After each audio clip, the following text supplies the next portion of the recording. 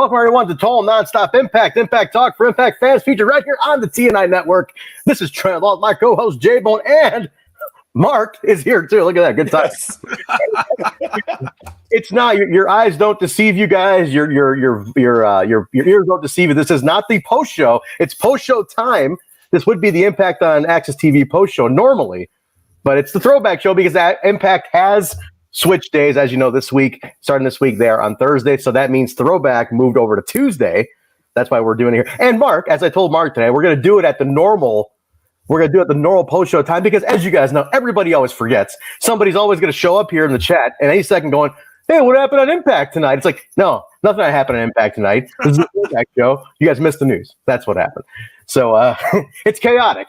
Impact Plus was crazy today. My nice microphone went down today. I don't know what's going on. I'm on these damn earbuds. Mark, I'm embarrassed. I made you buy a new microphone. Mine died out. I don't know what happened. You sound like shit, Trent. What's going on?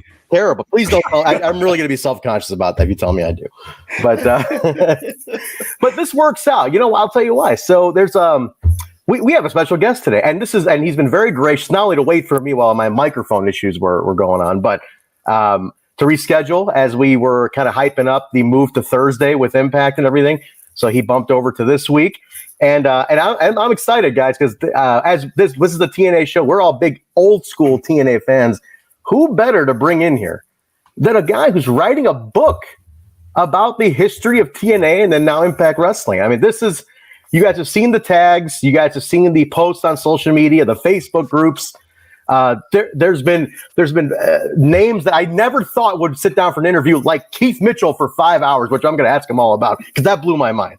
I got a lot to ask him today. So let's bring him in, guys. We ready? Everybody ready in the chat? We're going to bring him right now. Michael Cavacini, come on in here. There he is. Look at that, Michael Cavacini. Welcome to the show, Mike. How's it going? I'm going to ask you right away. Keith Mitchell for 5 hours. I don't know how that happens. that blew my mind. Yeah, so Keith Mitchell was an interesting one. Before him, I had interviewed Bob Rosen and Chris Dispenza and a lot of the guys who were with AEW who used to work for Impact and TNA. So everybody kept saying, you got to talk to Keith Mitchell. You got to talk to Keith. So one time, I got Keith's information. We spoke on the phone, and he's like, you've never seen me do an interview about WCCW, WCW, never. TNA, or AEW. He's like, that's because I don't do interviews. But I was able to convince him to talk to me. And Fantastic. He's been around for almost 40 years. And we did 2 interviews. We had to break it up across, over 2 days. And actually, I was supposed to interview him right after Revolution, but the whole pyro thing happened, and he was not exactly in the mood to talk. Touchy week for that. We had to move it. But he was awesome. I mean, he was really, really great. And I mean, he was able to provide me with information that I didn't think I was going to get. For example, what was the cost difference between TNA doing a show in the Impact Zone versus being on the road full time? How much more did that cost? Just really interesting information. Even I asked him, how do you direct? What type of phrases and things are you saying when you're go to this camera, go to that camera? How are you counting down? Who just kind of put me in your shoes, right? Because that's what I want for the readers is to feel like they're almost like him when they're hearing his stories. That's it's fantastic. It's I spoke to people who have known Keith Mitchell for 30 years, and they said in 30 cumulative years I haven't talked to him for 5 hours. When I told him about how you had a 5-hour interview with him, so that was remarkable. No, listen, man, I'm really excited. I think what we've been seeing all your tags. We see you, and thank you for tagging us and keeping us in the loop on Twitter and everything too. I just got to ask, we're doing throwbacks. So we do throwbacks here every now Tuesday, and we've started in order at the Asylum years. I watched them as they aired. Mark watched them as they aired.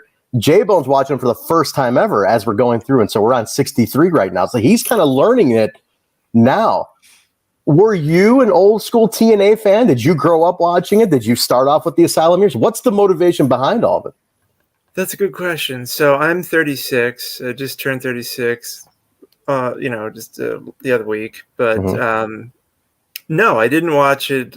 Well, I mean, I was in college, and I think it was probably around 2008, 9. I probably was tuning in and really paying attention at that time. I was a lifelong WWE fan growing up, as many of us were. But I just remember watching TNA and just being like blown away by the visual style, the athleticism. Just it felt different. And what inspired me to do this is, oddly enough, Eric Bischoff. Last summer, I was listening to 83 Weeks, and he mentioned that there's this false narrative that AEW is the first serious competition to WWE since WCW went under. And he said that's not true. TNA was the first serious competition, and years ago, TNA was attracting like 2 million fans a week. So true.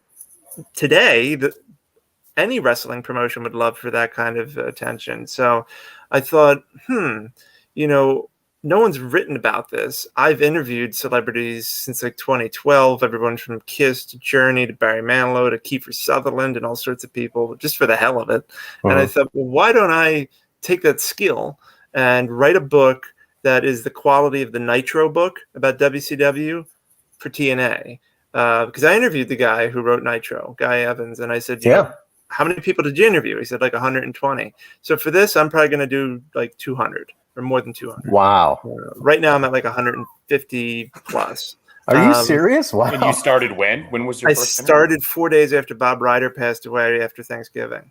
Wow. So you mean to tell me in just 6 months, this is how far you've gotten with this? That's remarkable. Yeah, that's unbelievable. Yeah, and part of the reason for that is that part of me is like, Bob passed away. I want to make sure I interview people before they die, which sounds morbid, but it's true. And also, it's COVID. And I feel like that once COVID is, once more people are vaccinated and things open up more, I think it's going to be harder to get people to interview them because they're going to be traveling even more. So I'd rather try and knock out as many as I can now. So I kind of have them in the bag. And then I can just focus on the writing part because I'll have all the material I need. That's fantastic. That's fantastic. No, I thought I'm sitting here thinking you've started over a year ago or something. That's a lot of progress in 6 months. That's crazy.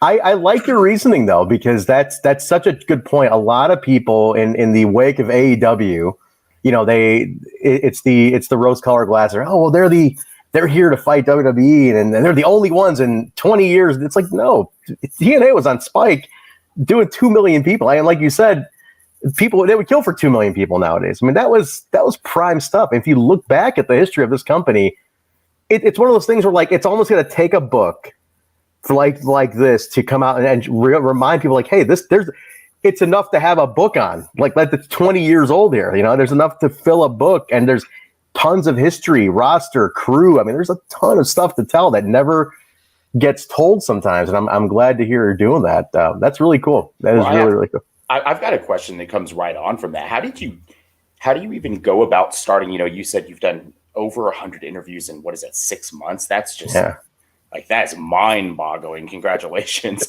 How did you even start that process? Did you just kind of like outline and identify who the priority people to talk to were in case you couldn't get everybody, and then just kind of start? Because I've seen you've interviewed people that like just joined the roster, and then you've interviewed people that have been around since the very inception. I mean, your breadth of scope is impressive.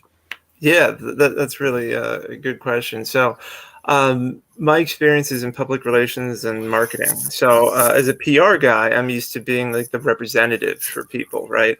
So I know that the best way to get to a person is usually to go through a PR person or someone like that. However, with wrestlers, I noticed that a lot of times they'll just have their contact information out there on Instagram or Twitter. So I'm like, well, I'm going to start with that. So I basically reached out to a ton of people at once because I know it's like a numbers game, and you just have to reach out to as many people as possible, follow up with them, and eventually people will say yes, and you just kind of build. You get certain names that convince other people that, oh, well, if you talk to him or if you talk to her, I should talk to him, right? And a lot of times these wrestlers will communicate with each other and be like, for example, Gail Kim reached out to Brian Hebner and said, should I talk to Michael? And Brian's like, yeah, I've been communicating with him, and he seems like a cool guy and whatever. So they're always checking with each other about should they talk to me. So I try to make sure that when I interview one of them, if I know that they're tight with this other person, I'll say, hey, can you put in a good word for me with X, Y, or Z person. And sometimes they'll make the connection for me. So it's just like connecting all the dots. And my first phone call, just, you know, is kind of poetic, was with Jeff Jarrett. Wow. Yeah. Wow. So it just happened to work out that he was the first phone call. And we've spoken a couple times. He's really excited about it. We're going to do, you know, we're probably going to have many interviews to cover everything. But Jeff is awesome. You know, I really enjoyed getting to know him on our 2 phone calls. I've also, my first wrestler interview was Matt Morgan. Interesting. Yeah. So he was just a few days later. And then a couple days, or also that week, I interviewed Mike Weber, who is the former VP of marketing for TNA and the current COO of Fight. Wow. I didn't even know that. Wow. That's interesting. Wow. He's the current COO of Fight. Yeah, he runs Fight basically in America, and he's amazing. Fantastic. Him and I had 3 interviews because he's so good, and I was like, all right, you know, because the 3rd interview was because, well, I'll throw this out there. It's pretty cool. Yeah. So I came into possession of this document that no one has seen outside of TNA since 2012. And I said to Mike, we got to talk again. And when I told him I got this document, he's like, holy shit, how did you get this? So what happened is in the summer of 2012, he basically said, because their viewership is down like 15% year over year. So he said, let's bring in Bob Collins from the WWE. He can do a lot. And he was the live events director for the company. And he said, let's have him do the, you know, live marketing analysis to see like, what are we doing right? What are we doing wrong? What can we fix? So Bob comes in over from September up until December. He just basically attends events. He interviews a bunch of people, and then he puts together, you know, a 34-page report with recommendations. One of those dealt with, should they leave Orlando and go on the road permanently? So, that was a big moment in the company's history. And he basically says, no, they shouldn't have. Well, in March of 2013, just a few months later, they did. And the results were catastrophic. Yeah. So, I was at the first one on the road. It was in Chicago. I was at that show. Yeah. It was not good for the company financially because they just bled money. So I said, Mike, I've got the report. And I said, let's go through it. And we did. And, you know, he gave me his thoughts on each of the recommendations. Like, does he agree? Does he disagree? Why? All that stuff. So I'm like, that's going to be a whole chapter. It's just like this report, because I think that's going to be really cool for people to be like, oh, wow, like this is what the executives like Dixie Carter and everyone was reading to try and figure out how can we turn this thing around. Right. That's fantastic. Wow. Yeah, that's interesting because that's almost 10 years ago, and how much the industry has changed with social media and everything since then. I'm definitely not going to ask you to reveal how you got that said document, but I think it's pretty awesome that you got it. That's talk about like a rare treasure to find. That's so cool. The Jarrett one I wanted to ask you about, that intrigues me now. Did you find him to be excited to talk about this? Because this was his baby, as we all know. This was him and his dad's brainchild. Obviously, the company went through a lot of shifts, got taken away from him, so to speak. But you know, he wrestled on TV for a little bit. Yeah, for a little bit. So, but he was, you know, he's in WWE now, so obviously it's not one of those things where he's going to publicly talk a ton about it. Like I remember when we first started doing throwbacks, I was tagging him just to let him know in a way that, hey, there's people doing reviews about your shows that you're prominently featured on. And he was like liking them, and I don't think he retweeted, but he was like liking them, basically acknowledging like I'm seeing it. But as soon as he went to that Hall of Fame, it kind of stopped, right? So I was like, did you find him to be eager to talk about it? Was he excited? Was he happy? Was he thinking it was cool? Like, what was the reaction from him? He's very excited by the project. He was very impressed when I had 20 interviews. He's like, wow, really? That's awesome. Yeah, I'm sure now he's probably like, holy hell. But it took a little convincing. You know, I think that in the beginning, he wanted to get to know me better. I think he wanted to know that my heart was in the right place. And I told him, I said, listen, Jeff, like, I think that a big part of this is that there's a lot of misunderstanding when it comes to you, when it comes to Dixie Carter, when it comes to TNA. Yes. I think a lot of times people just make, you know, if something was written once in the dirt sheets, people just assume it's true. Or, you know, maybe they don't understand why you like, for example, a lot of times people complain about Jeff was on top and he kept himself on top and I'd be like, yeah, but guess what? He was technically never the TNA world champion. So think about that. He was never on top once they were no longer affiliated with the NWA. That means the majority of the company's existence, he wasn't on top. So I think that's a good point. That's a good point. Some people don't think about that. And, you know, I think like if people kind of understand the motives of these people who they're quick to disparage, I think that would, even though they may not completely agree with them, if I can kind of try to bring them into their thought process, maybe it will help them gain greater respect for them, better understanding, whatever it is. And I've had a couple phone calls with Dixie Carter too. I was about to ask. Now, is Dixie on the list, or has she already been checked off the list? That's a big one, though. Yeah. So Dixie, I got Dixie through someone. Okay. She was very nice. You know, very, very nice. And she said, you know, I like you, and you know, you're a really great person, and really enjoying and she was impressed by my education and whatever. So she was just delightful. But no, she's not going to do an on-the-record interview with me. Now, that doesn't mean that I can't potentially, you know, I mean, we plan on talking again. So I'd love to try and see if I can get some clarity from her on some things. Not that I would attribute it to her, but if I can at least write, because my goal is to write about things accurately. So if she can say, hey, this is really what happened, or this, you know, cool. At least, you know, I'm writing about it. You know, based on your opinion versus like Dave Meltzer or someone, right? Like you were there. So, and I think that's why people like her and Jeff are really important to kind of provide that information. So, you know, yeah, I'm not going to have an on the record discussion with her, but that doesn't mean that she's not going to be in the book. So in other words, I'm still going to pull from other interviews that she did throughout her time there. That way people are still getting her voice. Anyone I don't interview that is a big enough name that I think their commentary should be included, I'm going to include them. You know, I will just cite other interviews. That's awesome. Now, is not on that note, because you have the two, those probably in my opinion, the two biggest ones. Is there one that has eluded you? Is there one you haven't mentioned Jerry Jarrett yet? I'm just wondering if that's on the list too. But is there one that just you're like, man, once I get that, I truly close the loop on the big ones here that I need? No, I think that's a good, you know, I did Jerry Jarrett. Well, so when we started, you know, when I first started talking to Jeff, the first two people that came to mind were I got to talk to Jeremy Borash, and I got to talk to Jerry Jarrett.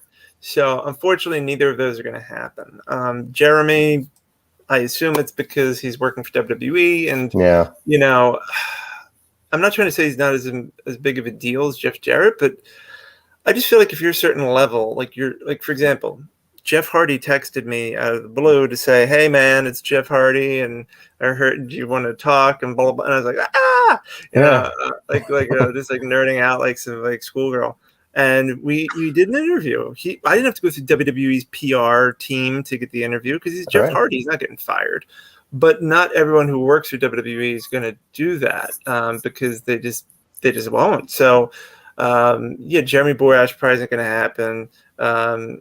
Or Jerry, because I did email Jerry and he replied and he basically said that there's just too many negative feelings and emotions and whatever associated with that time, and that he just doesn't want to get into it. But that's okay because he did like a 5-hour interview with Hannibal on, you know, so I'm like, I can pull from that. I have Jerry's book, you know, I can.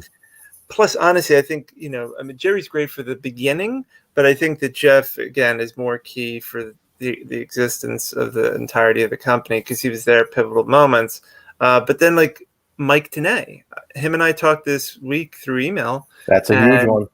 He was a big one I wanted to get. And Mike said, he basically, you know, politely declined. And he just said that and I've been told that he doesn't really do interviews. And if I had to guess, I'd say eventually he'll probably come out with his own book. So I think if he's going to tell his story, it's going to be through his own book, which is fine. I mean, Kurt Angle's another one. You know, I heard back from his manager, and this is before his podcast, and he declined. And I'm like, of course, he has a podcast. They're saving it all for those types of things because every one of them other is a podcast. You can, you know, put it behind a paywall and all that. Yeah. And I'm going to point out another one. Eric Bischoff, the guy who inspired this whole thing. I interviewed his son, Garrett. Mm-hmm. And I said to him, like, hey, could you ask your dad if we can talk? And he asked him, and he said, yeah, my dad's saving all this stuff for his podcast, which that's not a bad thing because, I mean, when you look at all the episodes, I would never get that much time with Eric, so I can pull from all of those. But if I do see him again in the future, I could be like, hey, man, here's where I am with the book. If, because I want him to know that, like, this is, like, because he always talks about the Nitro book. Mm-hmm. So I would love for him to realize that, like, this is that, but for TNA. Now, I know that TNA wasn't his baby like WCW was, so he just doesn't care as much. But maybe if I'm not giving up on him. I think I'm still going to try. And I even got in front of Hulk Hogan. So I interviewed someone who was going to see Hulk Hogan like that weekend. And I was like, really? Could you tell him about the book? And he did. And I asked him, and he said, oh, he appreciates it, but he's got a lot going on and he can't do it. And that was a long shot. I didn't think I was going to get Hogan. But the fact that he knows it exists is pretty cool. Absolutely. Oh, sure. You got to try at least, right? Yeah, absolutely. No, it's super impressive. And I think, like you said, no reason to give up, right? Because Erik might, as the buzz grows with this, because you've done a great job in getting the word out there about this. As the buzz grows, maybe, things start getting set up more and more people start talking, industry people start talking. These guys all see it. They see everything. As we come to wrestlers, like you said, they all talk, right? And the word will get around, and he might even come to you at some point and say, hey, I want to make sure you got some details right, or things like that. So you never know. That's fantastic, though. How about Russo? Have you? He was a huge part of the company. Now he's a good friend of ours now. I have to put that out there. If you need a connection to Vince Russo, we got you. I have a good story about Vince Russo. So I emailed Vince Russo. We're going back and forth and whatever. And I said, hey, how many bros were dropped in the email? We need to know that. A lot. And I'm friends with Diamond Dallas Page, but Russo uses bro way more than Dallas. And I said to him, because originally he declined. He said, oh, I don't want to go over, TNA. That was a traumatic time for me, bro, and blah, blah, blah. Yeah. And I was like, okay, fine. And then I saw that, like, he was going to be on that 90s show podcast. And I'm like, yes. Yeah. I said, what the hell? I said, are you now open to talking? And he's like, oh, I only do it, if it's for my brand or if it's for compensation or whatever. And I said, okay. Well, not that I'm paying anyone for an interview. I'll tell you that right now. I haven't paid a soul for an interview. Interesting. Yeah. I said, so how, just out of curiosity, like how much? And he said $1,000. I'm like, $1,000. I said $1,000. I'm like, I could pull quotes from the podcasts you've done talking about the subject for free. I said, what value are you giving me that warrants that cost? I said, if I can get Jeff Hardy and Paul Stanley for free, why would I pay you? I want to, it's funny you mentioned that today, by the way, because Mark has a great story about someone we reached out to for an interview who wanted compensation today, and it was I'll tell Mark. I can tell if you want to. Go ahead. We reached out to Justin Credible too because he put a video out there like, hey, I'd love to do podcasts and promote my stuff, and we said great. He had a run in TNA. He had a feud with Jerry Lynn. He brought that feud over. We said great, it'd be a perfect, quick guest, something to talk about that period. And then he wanted compensation for it, which and an amount that I thought was very. It was like, come on, dude. My only reaction was just like, you put the request out there, like, yeah. I own a marketing agency. I have a background. My degree's in marketing as well. And so as soon as you said, I was like, you know what? Good luck. Like, I wish the best for you. We'll just move on with someone else. But Mike, I'm impressed like that you have not had to, because in wrestling, they want, it is a money industry, and they want money for all their time and everything. That's awesome that people have been so willing to do that just to talk to you and put the story out there. I think that's cool. By the way, I'm a huge Kiss fan, and I saw that on your site, and I thought that was really cool. And he texted me right away and was like, he's interviewed Kiss. Oh, this guy's interviewed Kiss. This is like the band that got me into metal. This is the band. This is it. So I was like, I feel like you and I can talk about that at a different time because I definitely want to hear about that story. But no, this is really, really awesome. And now, do you have a release date? Is there a tentative date? I know you're still in the interview process, but any projected date at all? No. I mean, I would say that. Oh, and I forgot to mention this. So there's actually 2 books. It's not really one. So wait a minute. Huge. Okay. Yeah, because I realized it was, and this is actually Jeff Jarrett's idea. I said, how do I split this up? Do I do like 3 books? And like, we're talking about like 20 years. He said, do 2 books. Because, if you do 3, I think it'll be too much. He said you could do from 2002 through 2009, like right before Hogan. And then, he's like, that could be TNA.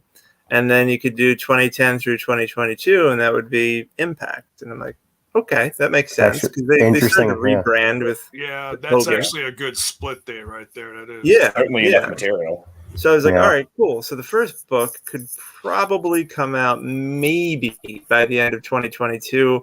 Or at some point in 2023. I mean, I'd want to make sure that it's, where it needs to be. I assume both books are going to be pretty damn long. I'd want to have an ebook, a physical book, and an audio book. And for the audio book, I want to make sure that I hire a professional and someone who can actually pronounce all of the wrestlers' last names properly. Because when you listen to a wrestling audiobook and they're like, Tony Schiavone, I'm like, oh. Does that happen? Oh, it's bad. Yeah, I jokingly always say Schiavone on my podcast. So, yeah. Yeah, or like, like, what is it, like Greg Gagne or Gagne? Or like Gagne. It's just bad. So I'm going to tell people, like, listen, you need to be a wrestling fan, or at least ask me, how do you pronounce these names? Because it's just really off-putting when they don't do it properly. And because people love listening to things, podcasts, all that. People, wrestling audiobooks are great. I mean, of course, if I could get some wrestler to do it who has a wonderful voice, cool. But I'd rather have someone who has the professional equipment where it just sounds excellent. And doesn't, because I've heard some audiobooks where it's not a professional job, and it sounds like it.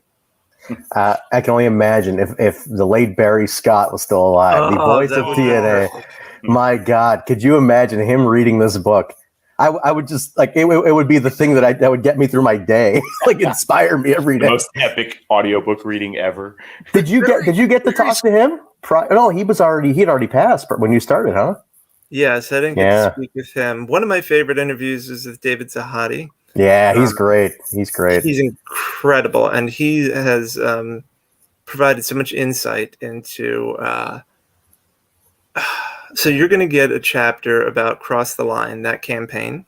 Yes, and you're going to get a chapter about the whole rebranding to Impact Wrestling, because I have a lot of insider information about both of those things, and. For the rebrand, I actually have marketing documents from the ad agencies that they worked with showing the whole brainstorming process, including names they were considering recommending that they rename themselves to. Because they were trying to say, okay, if we're going to change it, because originally they wanted to change the name. They said, because this is Spike's idea. They said, let's change the name. Let's change it from TNA to something else. What should that something else be? Well, here are a bunch of ideas. And they had acronyms. They had single word names. They had multi-word names. Obviously, Impact Wrestling is one of those names. Yeah. But some of these names are awful. So I can't wait to hear these. I look forward to sharing that with people. And also the reasoning behind what they did, even the color scheme. I have a branding guide for Impact Wrestling. Like, why did they pick that blue? Why did they pick these? All that information you're going to get. This is fat. And Mark, I'm sure you're intrigued by this. You're a marketing guy. So this has to really kind of intrigue you, huh? Yeah, this part does. I mean, a branding guide, they're all like 80 of the same pages and then 10 unique pages, but I am interested in those 10 unique pages in that guide. That's pretty cool to come across. Yeah, it's pretty amazing. Now, Mike, are you spending a lot of time on Impact Plus, like going back and watching material too as you're doing these interviews? Like, is that part of the research? Yeah. So, I mean, there are certain things I'm checking out. Like, I actually just recently bought a couple Global Force Wrestling DVDs. There's 4 of them, so I was able to get 2. You mean the ones that inspired the never-ending lawsuit? Those DVDs? Yes. Oh, you got them. but it's ended. It's ended. I got 2 of them. I don't have volume 3 or 4, but I have 1 or 2. So if anyone has 3 or 4, let me know. But I would say got multiples. That's the out of I Wait, have you have 3 and 4? I do not. I'll tell you who to talk to though. if you haven't already talked to High Spots in North Carolina, they got a huge stock of those. Like whatever was left when they had to pull it from shop, I believe High Spots ended up with whatever they had to pull. So reach out to highspots.com. Michael Cavacini, I forgot his last name. But the owner of High Spots, High Spots, like I said, they had them. Last I knew, out of anybody who had them left was highspots.com. So reach out to them. They're really cool. You can just go one-on-one directly and they'll check the warehouse. So that'd be cool. Yeah. Because to me, Global Force is a big part of this because there's kind of two big what ifs in the company's history. One is, what if Jeff Jarrett wasn't sent home for the whole Karen Angle thing? Yes. And he kept running the show, and it was TNA 2009 just growing. Because I would argue that because he was sent home, everything changed. Absolutely. And two, what if he was in the right headspace when Global Force happened, and the merger went through and everything went as planned? Where would we be now? I think that's like another huge what if, because Jeff would probably still be there. And like, what does that mean? Yeah. So it would have just been really fascinating to kind of wonder, like, what could have happened. Yeah. 2009, I still say, is one of the most pivotal years of the company. And that's when like you said, it was the crossroads year to me. That was the year where I think if it stayed on that course, it was a whole different company. But that's fascinating. I'm so excited. I'm even more excited. I've been seeing your tags. I'm a huge TNA guy. It's the only company I watch. I grew up on it. So for me already, the book was very intriguing. Now, after talking to you, it's heightened. I cannot wait for this to be out there. And I love the 2-part idea. That to me is awesome, because it is and the thing we forget, we really don't think about it's kind of like when the NWA and WCW, it's 2 eras, but they lump into the one when the history is told sometimes. Similar to TNA, it's the TNA era and it's the Impact era, and those are very distinct periods of the company, and they each deserve their own attention, which I like. That's really cool. Awesome, man. I'm super excited for you. I think you've done an amazing job so far. Just hearing it is really, really neat, and the way you've gone about it and just the connections you're making. I think I imagine this could lead to other projects once these are out. All the connections you've made now, this is going to lead to other stuff too, huh? Well, I have had a few, I think 3 people I've interviewed who have asked me if I would work with them on an autobiography. And I was like, yep. I haven't even written this one yet, but line them up, man. Line them up. There's a lot of stories to be told out there. That's really neat. Nice. Very cool. We'll let's get some plugs out. This is going out everywhere. It's live right now, Twitch and YouTube, but this goes on our audio platforms. And we have a really good international user base too, especially for the TNA stuff. There's a very niche market for the old throwback stuff. Is there, plug your stuff? Where can people keep up with all these, as well as some of your other stuff, your other interviews, your music interviews, things like that? Where can people read that stuff and, purchase anything you have on sale right now? Whatever you got, let's plug it up here. Yeah, sure. So, as you can see, my name's up here. So my website is my name. It's michaelcavacini.com, right? So it's just MichaelCavacini.com.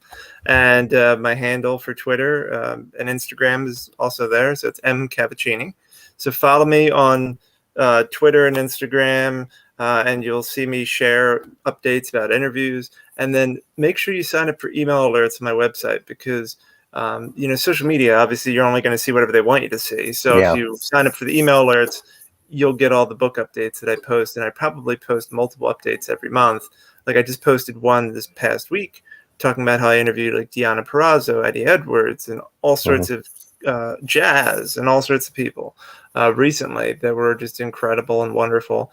And, I'll keep people updated on the writing process too. I could be like, hey, I'm working on this chapter and here's what it's about and whatever. So you kind of get like a glimpse at, the creative process, not just simply the interviews that are taking place.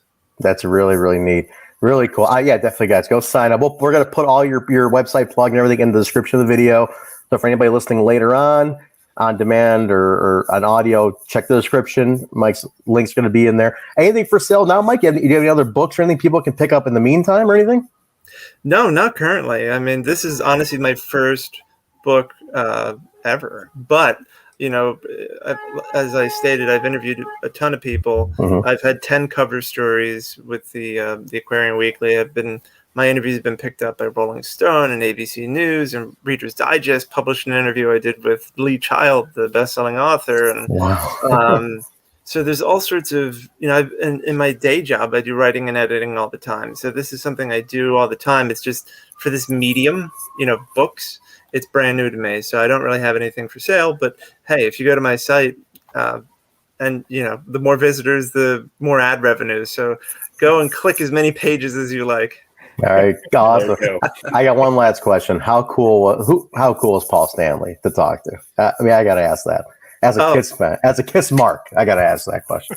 So Paul's great. I've technically interviewed him 3 times. This most recent time, the thing that impressed me the most is that he actually remembered me. Before we started, he said, well, first he's like, how are you doing? And he seemed like he cared. And I was like, wow, okay. And he said, thank you so much for what you've done for my son, Evan. And I said, so basically I gave Evan his first cover story. Oh, okay.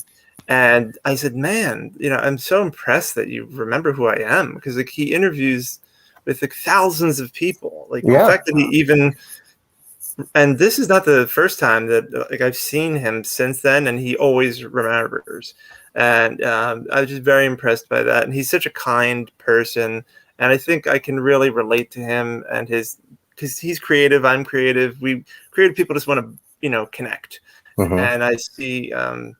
I really see Paul he's always been my favorite member of the band, because he's the most grounded, honestly the most talented, and just the kindest one. And between him and Gene, Gene is cool, but Paul's the best. Yeah, Paul's charisma over the years has just been so much above. It's just in another level. It really is. Have you heard Mikey Whipwreck's Paul Stanley impersonation? You need to hear this. I have not. Oh, if you ever interview Mikey Whipwreck or Jerry Lynn, because they do. Jerry being a big part of TNA, and they do a podcast together called Front Row Material. Mikey will break into a Paul Stanley impersonation that will have you in stitches. Especially if you're a Paul. There were times where I was just like, I remember one day listening to it and vacuuming, and I just stopped because I couldn't stop laughing, because he's a huge Kiss fan, and his impersonation is fantastic. So if you ever come across Mikey Whipwreck, you're like, I have to get this. Just put it on tape, Mikey. So very cool, Michael. Thank you very much for hanging out with us. Let's get you periodically. Maybe in half a year or something, we'll get some more updates. We'll get you back in. Let us know where you're at. Yeah. We'll just see where you're at. Let's get refresh everybody kind of where you're at now, and then what's going on. Maybe there'll be dates we can throw out there for everything. But in the meantime, guys, as you heard from Michael, the link will be in the description. Check out his website, music interviews, authors, wrestlers. You name it. There's a ton of stuff on there. It's a lot of content. So go take a glance at his website. Support the man in the meantime. So this project can definitely see the light of day. So. Michael, man, thank you again. We really appreciate having you here. Thank you, Michael. Oh, thank you for having me. It's been a pleasure. Absolutely. We're going to pop you out, and we're going to get on with the review here, you guys, tonight. Mike, guys, don't forget, follow him on Twitter, Cavacini, Twitter, and Instagram. So give him a follow. Mike, thanks again, bud. See you guys. Take care, Mike. See you later, man. How exciting was that, huh? I am hyped. I was already hyped for the book. Now I'm even more, because I didn't realize it's only been 6 months of interviews. I'm thinking this is years. Yeah. That's mind blowing to me. That's crazy.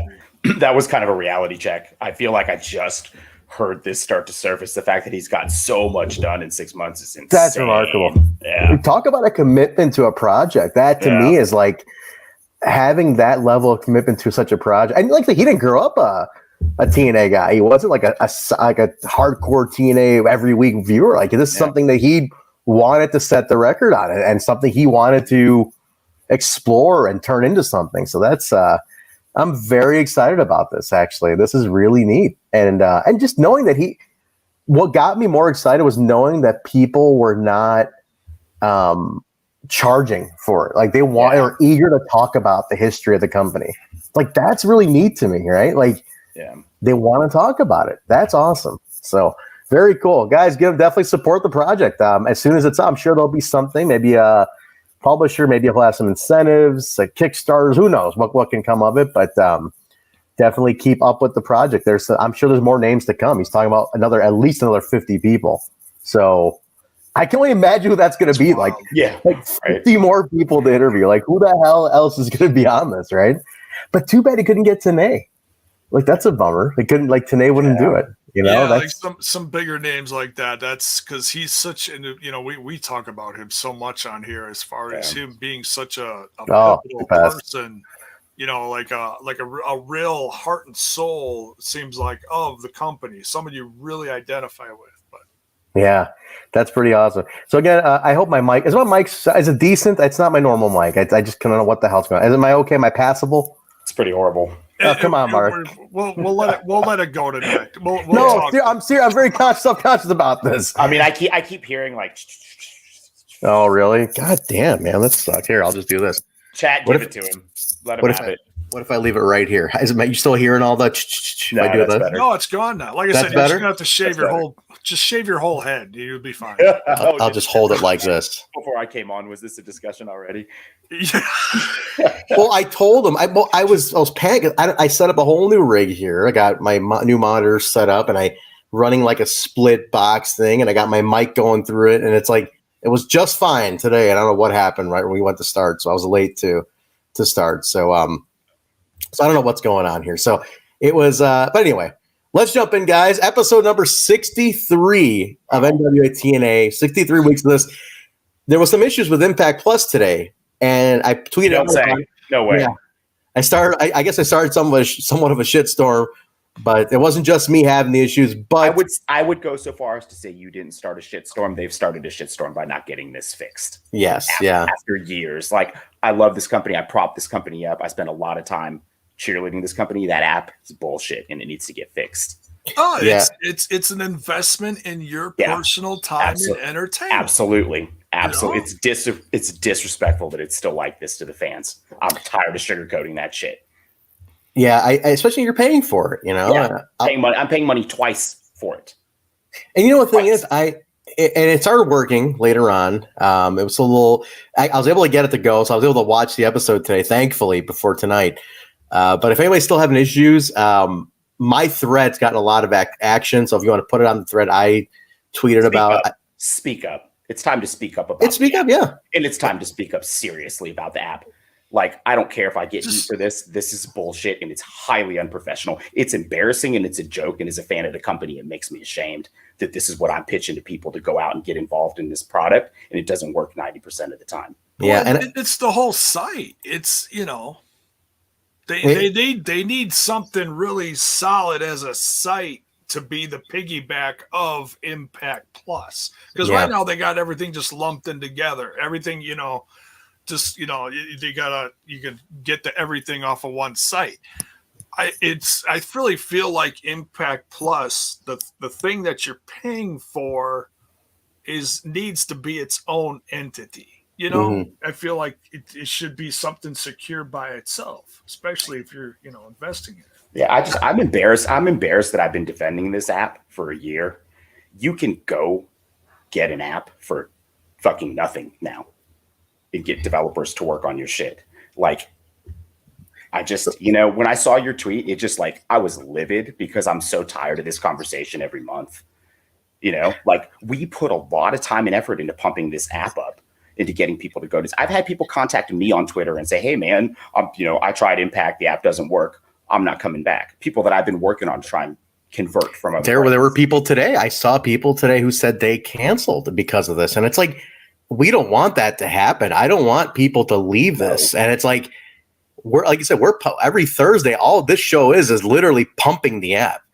And if people, and it's like, it's bothering me. I'm like, all of our listeners, like everyone's having trouble. So like I said, it kicked in. If you're still having trouble, let me know. I'm curious if you're still having issues, but I was able to I finally, after everything, it kicked in. So I was able to watch it. But like I said, if you're having trouble, just put it in the chat here. I'm really curious if anybody's thought. But yeah, it's Mania week. It's a busy week. Hardcore Justice is this week. There's a lot of the move on days. This is AEW. I mean, there's a lot. You cannot afford for this thing to go. God damn right. Get mad, Trent. I'm mad about this. I am mad about it. It's like I don't want them to They can afford for this to go down. Bottom line is like all the AEW fans, New Japan fans. I know New Japan fans who came over to this app. I had one contact me. I've had several AEW fans that I got involved with on Twitter that gave up after what was the first one that went to the app and we had all the problems on the app. Genesis. I think it was Final Resolution. I think it was the big one. Yeah. Yeah, that one. And that was like we can't have it anymore. So anyway, like I said, if you guys are still having trouble, let us know. I don't want to dwell too much on that, but it is working now for at least me and Jade. We're able to get in. Mark went the Fight TV route, as did a lot of other people. So either way. Mine was working fine earlier today, and then I went back into it just for the heck of it, just to see what everybody was talking about. And I had the same issue. So what I had to do is I had to go in and out a few times, log out, log in, I just go back and forth a little bit, and then it was fine. But yeah. I mean, weird. Again, I hate to sound so harsh, but if you've been listening for the last year since the first time I ever came on, I've defended this app up and down on every platform. And to keep seeing the same problems every month is a slap in the face to me as a subscriber and to me as someone who puts a lot of time into promoting and not only that, it's the it's the fact that we plug it. We want the goddamn thing to be okay. Yeah. We plug the shit out of it all the time. I mean, we're talking we're in talks to do a co-promotion via Impact Plus. I mean, we're discussing that. J-Bone and I had a talk with Impact Management last week about this. So we're discussing about doing some kind of co-promotion with some kind of shut up, J-Bone, won't give me that face. but like some kind of promo codes, things like that. So we're discussing. So again, we want the damn thing to work, man. Dude, I want this to be the best app on earth. Like I was super happy with when they redesigned it. It got a great facelift. The last rollout was great. Here's the thing. When they redesigned it, it wasn't. Remember, that's when it all went to shit. The last update a month ago was fantastic. It was like the continue watching was great. The UI sped up. I was like, great. We have arrived. It's fucking working. And then I don't know. So anyway, let us know if you're having trouble. Well, I don't too much. Let's jump into 63. Let's get into this. NWA-TNA number 63, September 24th, 2003. Now I was on Dave's couch, probably eating pizza. It's fall pizza, carbo loading in the fall. Watching the show for football season because you were just playing nose tackle, right? Goddamn right. So we loaded up. So I paid my $5 against his $5. We ordered it on pay-per-view, traditional pay-per-view, where you have to call it in, I think, at the time. And then we watched it on Dave's couch. Mark, September 03. The hell is going on there, man? September 03. Okay, as we discussed, I'm still living in West Chase. I'm now working 2 jobs at a law firm. And I'm working at the mall nights, and I'm not always watching NWA-TNA Live. Whoa, where are you working at the mall? Where are you working at the mall? I'm managing a video game store at the mall, working at Game Pros, landing some 4 Xboxes, to play 60-player Halo. I think Smash Brothers had just come out. No, this is a little before that, so probably not quite yet, right? I was really hoping you said you were working at like Spencer's, and you were like the creepy dude working at Spencer's, like wearing wearing like one of those T-shirts that says 1 tequila, 2 tequila, 3 tequila floor, like that guy, like stocking the poster racks in the back. I really wish you would have lied to me just now. Told me that's who you were. No, I was hawking used video games to make ends meet. I think so. It's possible I watched this live. Possible I watched it on a replay, but I was definitely watching it. All right, J-Bone, lie to me, man. We'll redo it. I was walking past Uncle Mark as he was talking to the poster rack. I don't know. This has gotten worse every week with J-Bone stories. I'd rather you just tell me the truth at this point. All right, we kick it off, guys. A recap of number 62. The whole thing happened in 62. Just a very 2003 recap video. Very nice. And then we open up with Erik Watts confronting with the black shirt security, backing him up, confronting Callis with the red shirt security and what he's been doing. And they kind of like, what I liked about this segment though? They kind of really define the roles of one another. Because you catch it. Callis is like, you're in ring stuff. I'm backstage stuff. I'm manager decisions. You're only in ring. That's all you worry about. And that's it. And I'm like, oh, okay. We finally, after 2 months, are establishing the baseline of who is what, which we kind of knew, but they never actually said it. That's the thing. So it's the first time they actually came out and we're like, that's what it is. I'm like, okay, cool. Great. So I like this. Yeah, that has been the most confusing part of all this. Is like, okay, Callis is doing this thing. I don't understand why he's doing it or why he has the authority to do all this. Mm-hmm. We get Erik Watts' position because he was named that guy. But now they're establishing the boundaries of all this. So it's like, okay, all right. So you're here. You got to figure out how to coexist or something. Yeah. Our first security thread for the episode too, which I like. I like the security storyline. So it's a good long leg storyline. It is. I'm gonna get the bell ready though, because this the bell does come into play tonight, as well as the noisemaker, if I can find it. The noisemaker here, because I think there is something for the noisemaker to come into play here. I have something that's not throwback related that Zach is bringing up in the chat that I think he's asking about news. I feel there is one thing I'd like to discuss. I don't know if we have a whole news segment. I think you guys know what I'm talking about. Let's do it at the end on this one. Yeah, I'd rather save it for Thursday because I do want to direct people to our communication with said news topic. So let's do it at the end. So we're gonna talk about the news at the end. So I do want to, because we did have Michael for a bit at the beginning. I wanted to definitely get through this. Okay, and then we'll talk news at the end. Define the roles, which I like. Now, 3 Live Crew comes out here rapping with like the craziest band I've ever seen ever.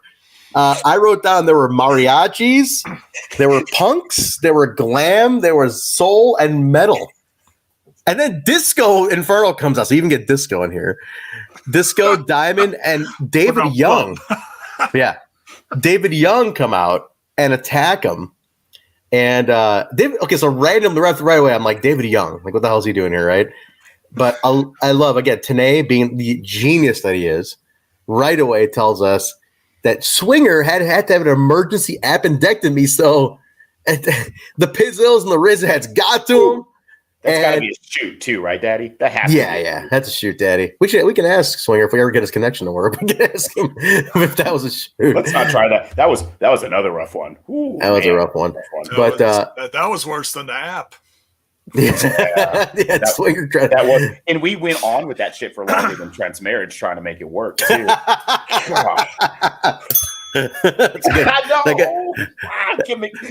Gimmick overload. That gets a light bell. That definitely gets a light bell for today. So they attack him, right? They take out 3 Live Crew. Disco gets on the mic and said there's no title match tonight. And then the Gathering comes in and it takes out Disco. Raven DDT's Disco. It talks about what happened to him. Very good Raven promo. I'm going to let Mark take this in a second. Fuck, this was so Raven. He starts getting into like essential self and like what characters mean in the universes of wrestling and who you are internally and what your physical appearance means to make you a whole man.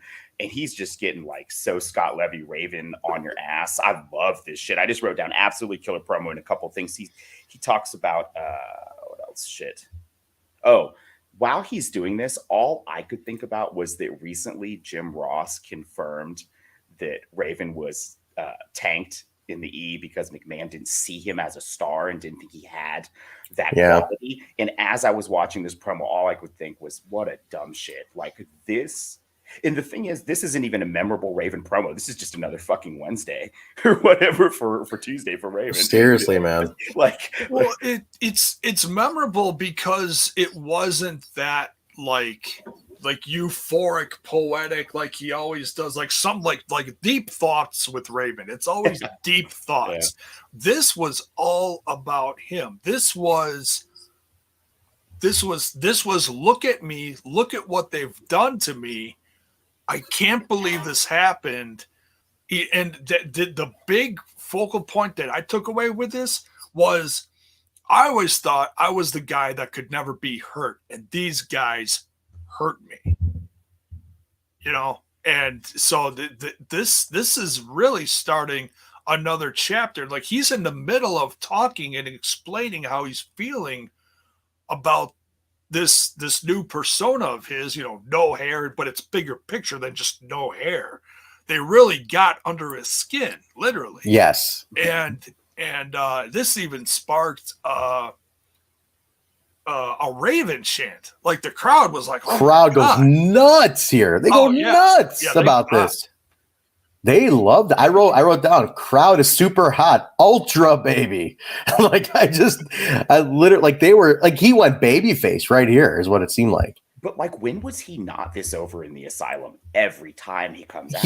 Yeah. Again, the Raven TNA. We should ask Mike about this. If he interviewed Raven, talk about a big part of TNA's history is Raven. It's one of my favorite parts when I became a fan.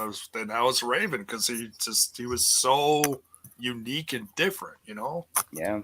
He brought me to the company. He is an amazing talent, dude. I really just, again, him not getting that belt still gnaws at me. You know, how could you listen to this ovation for him every single week and not put the belt on? He was heel, face, solo, group leader. You know, it didn't matter. Like, he is so popular in the Asylum. He is, man. He basically threatens revenge on Shane Douglas, Jim Mitchell, Vampiro, the New Church, and he ends it with "May God have mercy on your soul." So, dude, he put it out there, man. The war's on, so that was cool. Don West, silver on silver today, sharp. No, I put white on white, but was it white? It looked like silver to me. Silver, I thought. Silver. It was so shiny. It was just iridescent. It was. It looks. But they get interrupted here because Kid Cash comes out and says he's not going to be responsible. What happens to Terry Taylor tonight? And Mike tonight's like, "Get out of here! God damn it, you disrespectful bastard!" And he's like, "Let's go to the video for the 5 competitors in the X-Division Top Contenders match." So, go ahead. Did you see the shirt that Kid Cash had on? No. I think it was a band shirt, and I was trying to look at the front real quick, but he didn't really turn around and face the camera much. Most of it was just him, doing a lot of, finger pointing at Today and Don West in their face. So his back was more towards the camera. The shirt said Violent by Design World Tour. And I was like, whoa, wait a minute. Yeah, it was, there was an album. Well, there was a band. It was by Jedi Mind Tricks. Remember that band, Jedi Mind Tricks, that rap, the hip hop group? Everybody remembers Jedi Mind Tricks. I never seen it because the front of it looked like it said 30 something. I couldn't read it. I don't know. Jedi Mind Tricks had an album, I believe, called Violent by Design, and I think it was like they're like one of their like early albums. So somebody in the chat has to remember about Jedi Mind Tricks, but that was their album. It was Violent by Design. That was their album. Interesting. Yeah. Because when we talk about it so much, because that's what's going on in current Impact Wrestling. But yeah, I saw that and I popped for that. I'm like, oh, that's so cool. Even it has nothing to do with almost 20 years later. Yeah. Right. So cool. Yeah, I didn't catch that. But it's interesting. It's a nice little tidbit. Yes, they go to a little quick video, a very 2003 video, by the way. So they just showed you Jerry Lynn, Kaz, Hoovy, NOSAWA, and Chris Sabin are going to be in a match tonight to determine the number 1 contender. And then what's up? Here's my question. Yeah, go ahead. How does NOSAWA qualify here? We've only seen him 3 times. He's been pinned twice. It's the X-Division logic. Yeah. We have him this week. Let's throw him in a match. Make him a contender. Yeah, it's whoever's on hand. Yeah, fair enough. A lot of the X-Division stuff was that, right? If who's on hand, like Jay said, like here, put him in the match. Who's around? Who can we put it on? Who can we throw in the match? He just kind of stands out to me because, well, I guess Hoovy did too, but Kaz, Sabin, and Lynn have been around since the beginning. These guys, we know why they're the core. Yeah. And NOSAWA came in, lost, got put in a contenders match, lost, got put in. It's just kind of like, what's going on here? But you're right. True. It's just who's available like at the time. I'm looking for too much where there's nothing. Right. Hudson with Jerry Lynn in the bag, Bill's favorite. Bill, by the way, I think is already left for the Florida festivities. So that's why he's not here tonight. So just to put that out to everybody, Bill is already on his way. Big surprise that Bill is on tour today. Oh, he did today? Is there one? Somebody running Tuesday, and he's got one show on Tuesday. I mean, people are running. I mean, that's just they're running all week, right? Like all day, every day. So Bill's out there. I heard he was trying to crash the Hall of Fame, and someone forgot to tell him that it's not live. Oh God. So that's why Bill's not here, guys. But we get that. So then so we go through all the videos. Yeah. So Jerry Lynn is with Scott Hudson, and they're kind of playing the whole like age thing with him a little bit more now. You know, like he's the old guy. You know, can he still hang? And you know, is he able to? You know, and he's basically just saying like, yeah, I set the tone. I created this. I'm going to do it. And then what did he? And he went to death metal voice. And he's like, destroy all enemies. You know, dude, I laughed so hard. That was the shit. That was like instantly a favorite Jerry Lynn moment. Jerry Lynn is like the nice guy. Like he's the nice guy of wrestling, like the most wholesome dude. But he is a huge death metal guy, like huge. Like I've had talks with Jerry Lynn where we're just like talking like.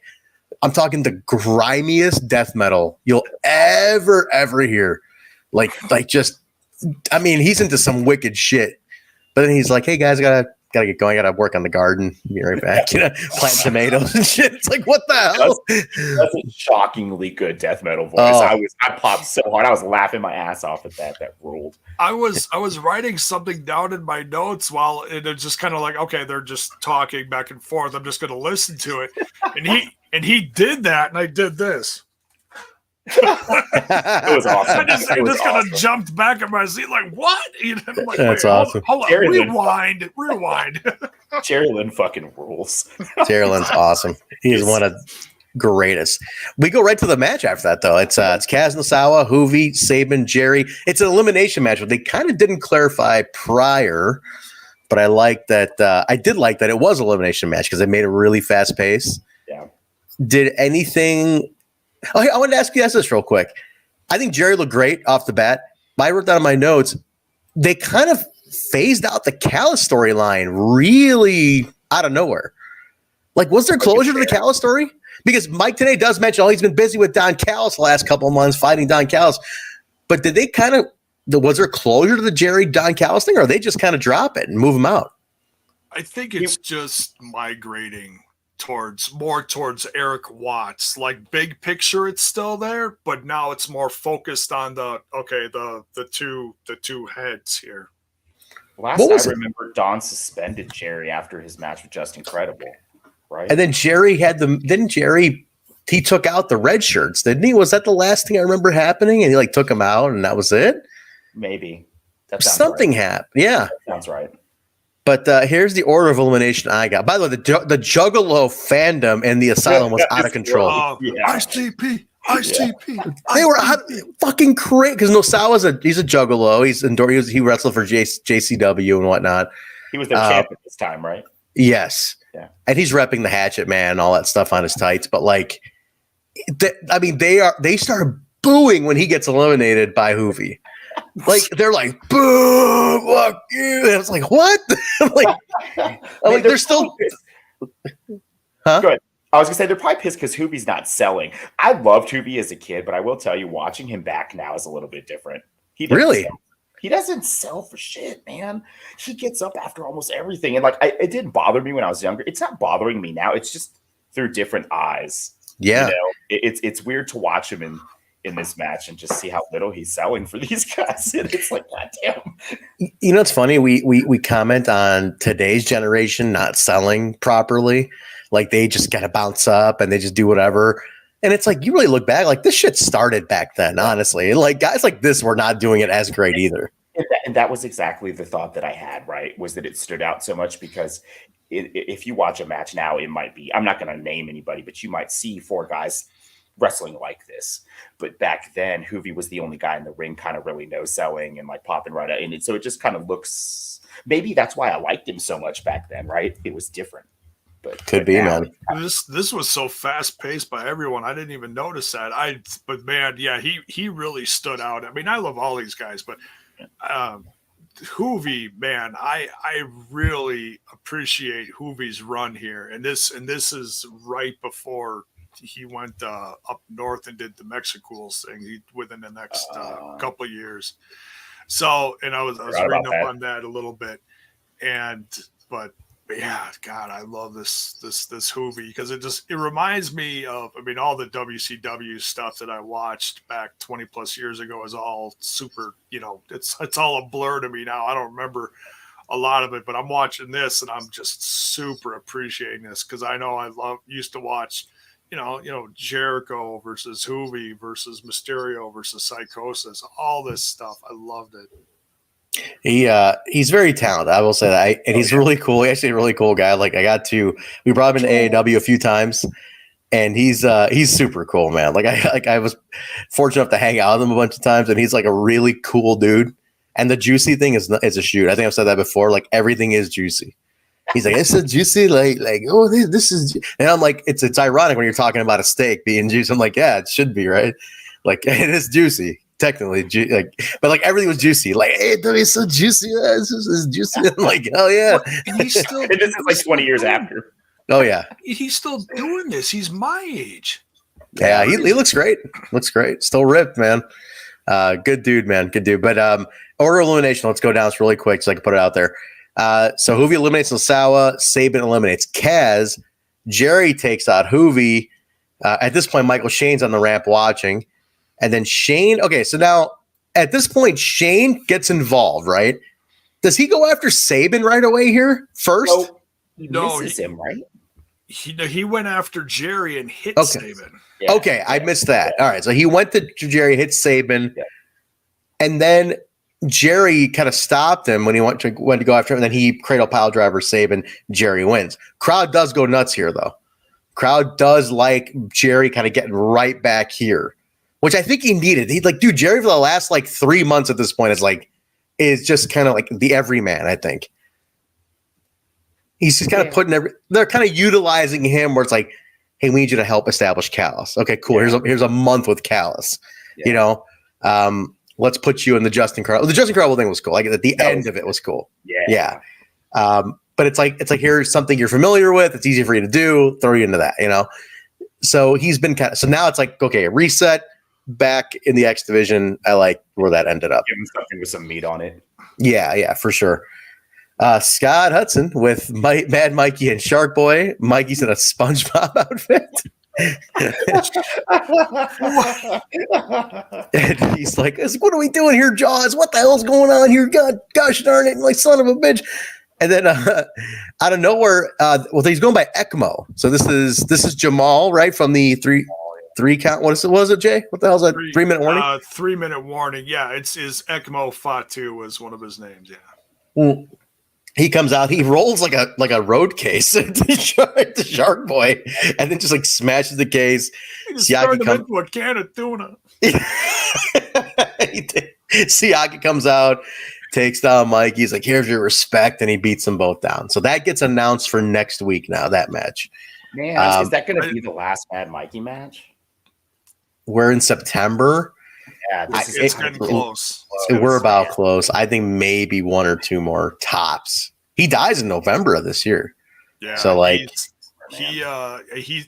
there's a tag match with those for next week, I believe. Yeah, that gets announced. Yeah. I saw that SpongeBob outfit, and I said, "How did you do that?" Jim Mitchell soundbite applies. He's on this show. That applies. But so he was. So Mir's saying right here, he was ECMO, he was Jamal, he was Eddie Fatin. So he was Umaga. This is Umaga, right? No, this is the same. The other one, right? This is Umaga. This is Umaga. I thought it was the other one. This is Umaga. Okay. This is Umaga. This is the other one was Rosie. Okay, so this is Umaga. Okay, so this is the guy. Okay. The other one was later superhero and training and all that. Gotcha. Yeah. All right. Now Molly, all that stuff. We go to a Mike Tenay pitches to an interview with Rowdy Piper here at the TNA offices. This was heavy. What did you guys take away from this? I thought this was a really Like Piper to me is very believable. No matter what, he's the one guy I start believing him right away. You know, and I got that here. So go ahead, Mark. You get started off here. I just feel like this whole thing with Piper has felt like this. His in-ring last episode was or 2 episodes ago, was it? Two ago, yeah. Yeah, it was so shooty and out of left field and unrelated to anything going on in the company. And like he just needed a platform. And everything feels super real with Piper, like you said, always. But here it feels like he's struggling in his personal life and really is looking to wrestling for help. Like, I don't know. It's a very strange segment to sit down with Piper. Because he starts talking about, I got my notes here. So the whole thing, okay, so they do announce, Jay, that TNA management has chosen Russo over him in terms of I was thinking in terms of what though? Like who stays? Yeah. So he's out, right? He's out. So Piper's leaving now, I guess? They don't define what that means. They just say we pick Russo because he threatened to leave with AJ. They don't say what that means. The Piper's still at the offices. He's just not at the asylum. So what does it mean? Like, is he out? Is he are they letting him go? Like what was the decision here? Yeah, that's the thing. It's real vague, and I didn't write this down, but the first thing that popped in my head is like, oh, we have really sad emo Piper here. He's very sad here. He is. This just looks like it's a reflection of his real life, and his real life is shit at the time. And it felt this way last time, right? As well. You remember, Trent? I even asked you. I was like, God, he looks, terrible. Like, what's going on at this point in the real world, like in shoot life? And I think it was drugs, right? So we know that there's some issues going on here. Something was up, something was definitely going on. But he basically says, I understand from a business standpoint why you'd go with him. The NWA saved my life when I was 15. I'm just a little shocked, but I get it. Again, I think it's a little directionless at this stage. It could tie itself up, but at this point, if I'm just watching week to week, I'm like, where are we with this? Yeah, totally. I do like shit. I lost the thought. Never mind. Move on. It's just so out of left field from what we normally see from Piper.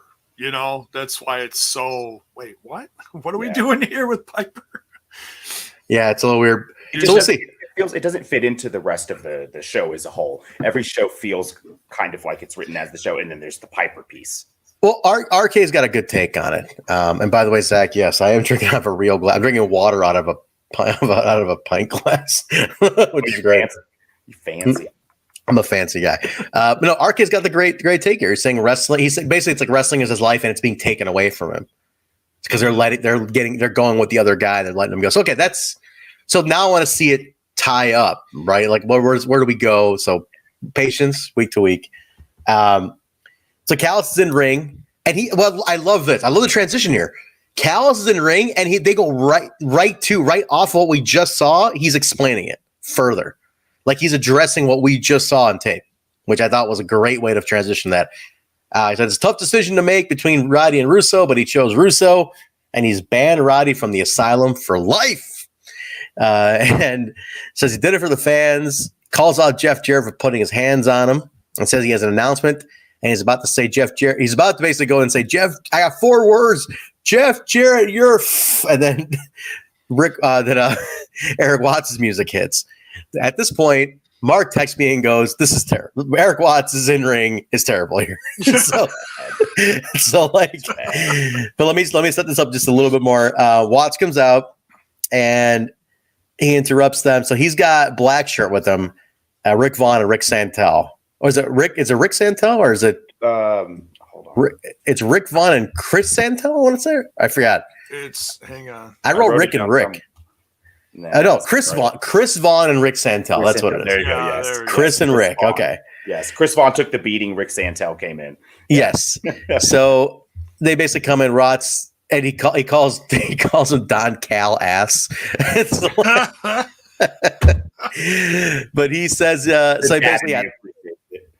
They take out. They kind of take him out. Callis kind of just runs away. Red shirt's hanging around at this point, and he says Watts. He tells Watts that hey, AJ.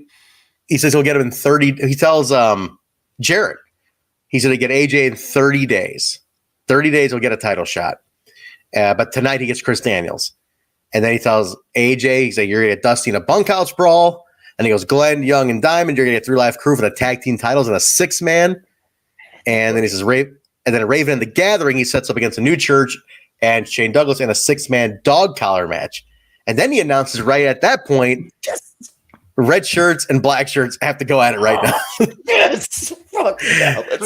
So he sets up the second half of the show and makes like 5 matches, and it's like, holy shit. He just set the whole night up. He set the whole night up at this point. But they were already almost an hour in at this point. That's the crazy thing.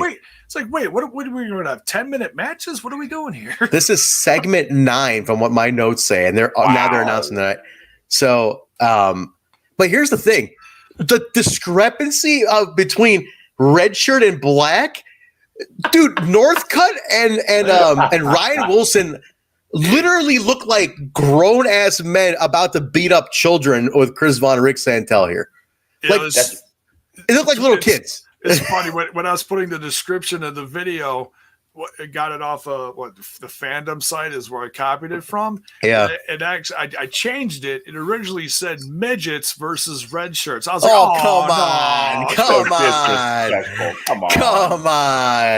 I changed. I'm like, no, that's not cool. That's funny. So bad, man. That's funny, but that's not cool. No. Man, they were trying their best out there with their little chairs and stuff. I thought at one point, the one normal sized chairs, Mark. I thought the one guy clipped Northcutt really bad. It looked like Northcutt was bleeding initially, but he wasn't. It was just a red. Yeah. But I actually thought the match was good. Like these guys were like, here's your moment, prove it. And they fucking delivered, man. I thought these guys killed it out there, actually. Awesome. Yeah, I love this match. It was super fun. Now, from what I remember, Vaughn and Santel, Northcutt and Wilson have held the NWA tag belts prior to this. Oh. I believe they have all reigned prior to all this.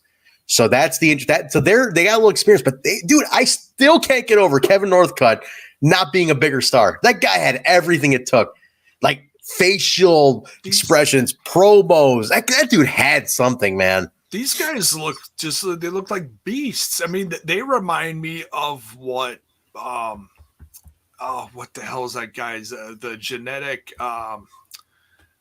Michael mentioned he Matt Morgan. Thank you, Matt Morgan. These guys remind me a couple of like you have 2 Matt Morgans and make them a tag team. That's what these 2 guys remind me of. They're just giant men. Dude, Chris Vaughn is like the predecessor of these dudes like Darby Allin who go out there and just get the shit kicked out of them for 10 minutes. Like, seriously, man. Dude, Vaughn got Spike Dudley.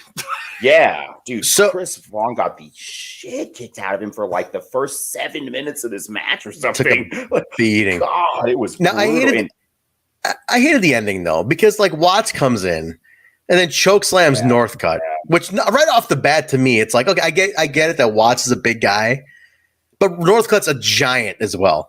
I'm like, you're gonna take him out with the fucking choke slam. Like you're literally sized up with him on a choke slam, so it already like doesn't have the full effect, but. You're the fucking director of in-ring operations, and you're interfering in matches. So then Santel pins Northcutt, and I'm like, this makes no sense. I'm like, why? I don't think that needed to happen. I don't think it needed to happen at all. I think Red should have won. It made nothing for the black shirts to win at this point at all. This ensures we get more, though. I think so. The revenge. Maybe. It's just weird to me to see Watts interfere. It's like, dude, you're not supposed to be interfering. You're the one. You're always bitching everybody else about interfering. So it was weird. Scott Hudson, he has a lot. Bill would be going nuts. Scott Hudson is on the show like 83 times. Like it's insane. Oh, man, he's even doing commentary during the bunk out. Outside. I should do the bell for Scott Hudson on this episode instead of Jared. He's on everything. Yeah. With Terry Taylor, who's got his classic robe on from his 85 robe that he wore when he wrestled Flair in the Mid-South, Mid-South Callis, not Mid-South Callis. He wrestled Flair in the Superdome. It's a great hour-long match. Anybody seen Flair and Terry Taylor for an hour? Somebody in this chat has to have seen that match. I would love to see that match. That's like my era, my region. I have it on tape. I might have, but I don't remember. If I've seen it, I don't remember. I love Terry Taylor back then. I remember I had pinups of Terry Taylor on my wall. And this is prior to Red Rooster. I didn't like the Red Rooster. I'm like, what the hell are they doing? That was my first thing as a kid. He was great. What the hell are they doing with this? That's how I felt. Good. Yeah, that's how I felt about the Texas Tornado. Definitely, Mark. If you're up here for Warrior Wrestling in the summer, we'll watch that match for sure. Hell yeah, I'm down to watch. It's a great. If you guys can ever find them at Terry and Flair. Is it just an title match? For the title? It's a title match, 60-minute time limit. Yeah. What I remember hearing about that match, so real sidebar, Taylor says that he was trying to get with Flair the whole night to be like, "Hey, what are we gonna do?" And Flair's like, "Don't worry about it. I'll get with you later." He's like, look around. Flair's down in coffee.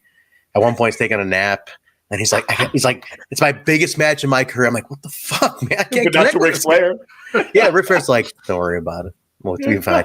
Taylor's like, he's like 8 minutes or a match. I'm like, "What the fuck?" Like, I talk to this guy. He's like, "Leave it out. Leave it to me. I'll call it out." There he goes. He goes. That's why the reason he's Ric Flair is because I didn't talk a single thing about the match prior. He had 3 cups of coffee. He went out there, called the fucking match for an hour, and it was the greatest match of his career. Wow. It's amazing.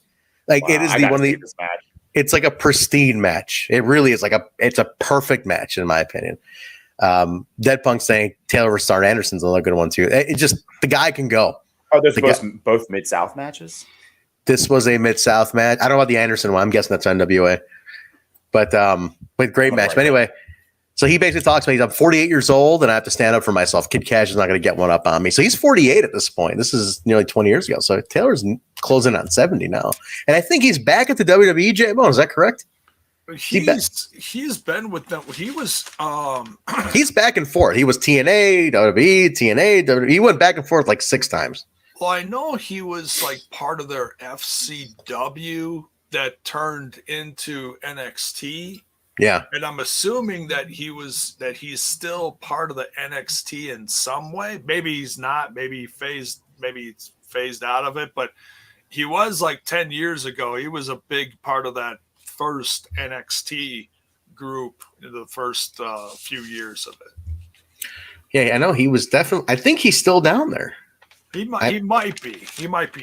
I don't hear his name mentioned much. Usually when you hear names dropped about NXT, it's Trips and Shawn Michaels, but he might still be doing something. I don't know what he's doing, maybe just agent stuff, or he's definitely the experience. He's gonna lend a lot of experience to anything at that point. So, nobody knows offhand if he's down there. But we go right to that Kid Cash with Abyss. Well, the closing line, right? In Terry Taylor's thing, you don't bring a knife to a gunfight. So they tie that in with Taylor brings AMW to watch his back. Yeah. So they come out. I know a small thing. They come out to their old music, but when they leave, it's to the new music, which is really weird. But it was an old school match. These two they're very different. But here's the thing about Kid Cash can literally work with anybody. Like in my career, this guy can go with anybody. He's so good. I love this match. This was a lot of fun. I actually really like this match too. The pacing was really slow at first, and I was a little bit iffy on what kind of ring shape Taylor was in. But by the end of the match, I enjoyed this match quite a bit. It's a great match, man. It was old school. Again, Cash, trained by Ricky Morton, right? Got the old school psychology. He knows. And I have such a newfound appreciation for Kid Cash after watching these. Like, I always loved him, but after seeing Asylum stuff, I'm like, this guy is he's great. And like, if you don't get it, you're just never going to get it. The guy just is so good. But the one interesting takeaway, he's really like shitting on Abyss a lot here. You guys catch this? Like, he's really like stash up, you idiot, Yeah, he's like, no, don't stand here, stand here. And Abyss is like, really? At one point, he kind of did the sad face, like, oh, okay. Oh, bother. Sad monster. But it was about what? Maybe not even about 10 minutes. Not even, I don't think. Yeah, but probably not quite that. Harris gives a spear to Kid Cash and then Taylor gets away. I didn't like that they had to do that though. I wanted it to be where Taylor, it's like veteran outsmarted him, Like you got outsmarted here. I don't know, man. This is like peak Kid Cash, and Taylor's very much at the end of his career. I don't think I would have liked that. Yeah, that's a good point too. That's a good point. I don't. Yeah, you gotta be really careful on things like this, like the veteran versus the young guy. You gotta be really careful on that kind of stuff. Especially where Kid Cash is, he's kind of a linchpin of the show at this point. You know, good way to put it. Yes, for sure. So yeah, that was so Territory gets his win. We go to Hudson. Okay, so this is funny. The makeshift office was great here. It's Watts' office. We're going back to Erik Watts' office. It's like a table in front of a wall. And it's like in the boiler room next to a business house under the stairs. It's like, let's make this the office. I love the wrestling. I just love the wrestling. The wink. I honestly think it's the exact same spot where Raven was sitting with the red light. Do you remember that 2 weeks ago? It's like the same corner and everything, except this time it had a table instead of a chair facing the other way. That's great. And a plant. Yeah, a plant. There was a plant. There was a plant on his desk. That went flying. Scenery. We need scenery. He just has a plant and not even a notepad. It's all up here. But Russo's yelling at him, just ripping into him, cutting a promo on Watts. Like, you think you're gonna get away with this and that kind of stuff. And the Watts bust out. They start throwing things at each other. Russo's yelling. He basically threatens them with. I think Russo at one point hit something on the desk, right?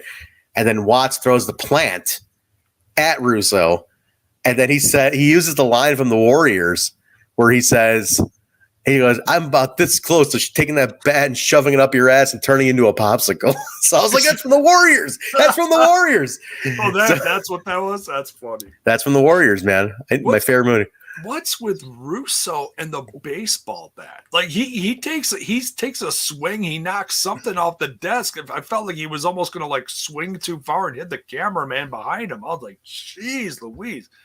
I'm like, isn't that gimmick infringement on Sting? I thought Sting was the only one that was the baseball bat guy. Yeah, I was thinking the same thing. I was like, it'd be cool if Russo didn't go right into the bat. It would have been more unique if he used something different. Like if he was playing the New York thing up, maybe a lead pipe. I don't know. Something where it was more him. I felt like the bat was so cliche at this point. Sting's thing, and you're walking around this. I don't know. Why a bat? Why do you need a bat? So that was my thing with Russo. I wish it was like a different weapon, just to take it away from Sting uses a bat. Why are you using the bat? So I don't know. But let's shove that bat up your ass, turn you into a popsicle, right from the Warriors. But so I think we go right from that. It's Daniels and Jeff Jarrett. Solid match to me. Two really solid workers. Now the Altar Boys are out there, right? This was fighter Nate Webb, so Jay Bone's out there, and two other guys. And now before we talk about who won, I gotta say, Jarrett, like Jarrett or not, he's a very sound worker. He's a point A to point B guy extremely well, right? He knows what to do. Daniels looked great here too. This was a really solid match. And I think it furthered the story a little bit, but I didn't think so. Okay, clear this up for me. The Altar Boy got involved somehow when TNA was big to remind us that Daniels has told them to stay out of it tonight. Don't get involved. But he gets involved. Jarrett wins, and then Daniels whips the shit out of this kid for bad, man. He takes the belt off, just fucking whipping him. I like this Christopher Daniels though. I like that. He's amazing here, and he's really getting into this whole I don't know, minister gimmick. He's starting his own thing. The minions are a little wonky, yeah, but they're not too threatening looking. Well, right. At this point, Mark texted me and he's like, I wish Daniels would end his career as the Fallen Angel. So that made me think, is he not doing? What is he now? He's not the Fallen Angel anymore. No. So he's tagging with Kazarian again in their SCU, while Scorpio Sky is now. Is he solo? He was, and was getting a great push, and now they put him with Ethan Page for some whack ass reason, and they're tagging together after Page had one match. I don't know that whatever, that shit's stupid. But anyways, it's evolving, but now it's because Christopher Daniels and Kaz are kind of on this like last run thing together. Like if they lose, they're done.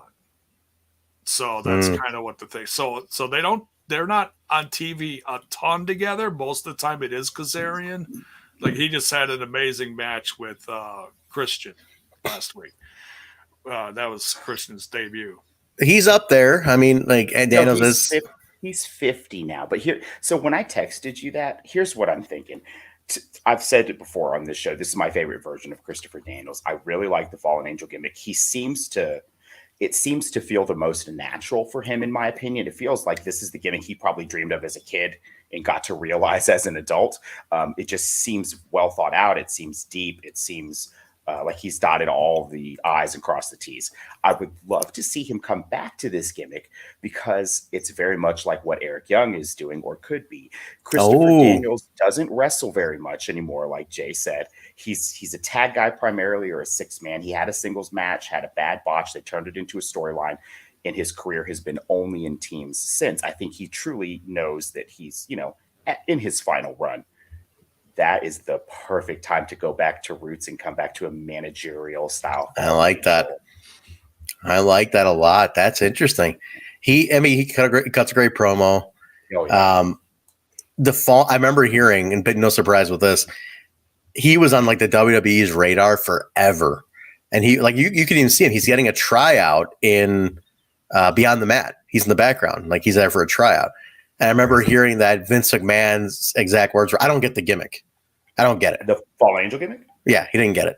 He didn't get Raven's gimmick either. So he didn't get Ravens either. So go figure, right? He doesn't get dark characters. Right.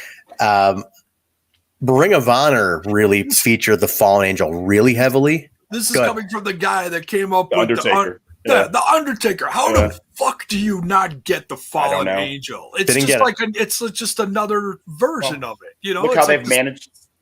Look at some of the stupid shit they did with The Fiend after such a great start, and then they botched it for 6 months until they were able to recover it. They really don't get the dark side of the characters besides the Undertaker over there. Think about even the Undertaker. I almost feel like whoever was writing prior, but like when Russo was writing Attitude Era, so like that was like really dark, satanic Taker and all that shit. Yeah. And then after that, he went to the biker, and then it was never like dark to that level again, right? I don't think they ever knew how to do dark characters properly. I agree. I've never been a huge fan. Dark characters are my favorite, and the ones in the WWE, like the Boogeyman, had a great look, but there was not a lot of substance. It seems like they always miss the mark because they're not willing to commit.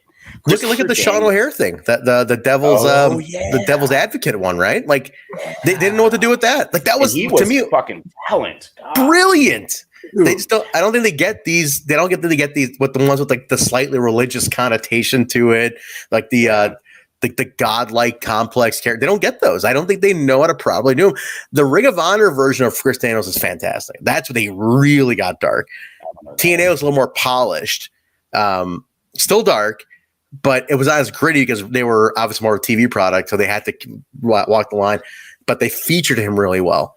As we know, like Chris Daniels is a huge part of the company, so still holding out for the fact that him and Kaz can show up on Impact. That's still a good one.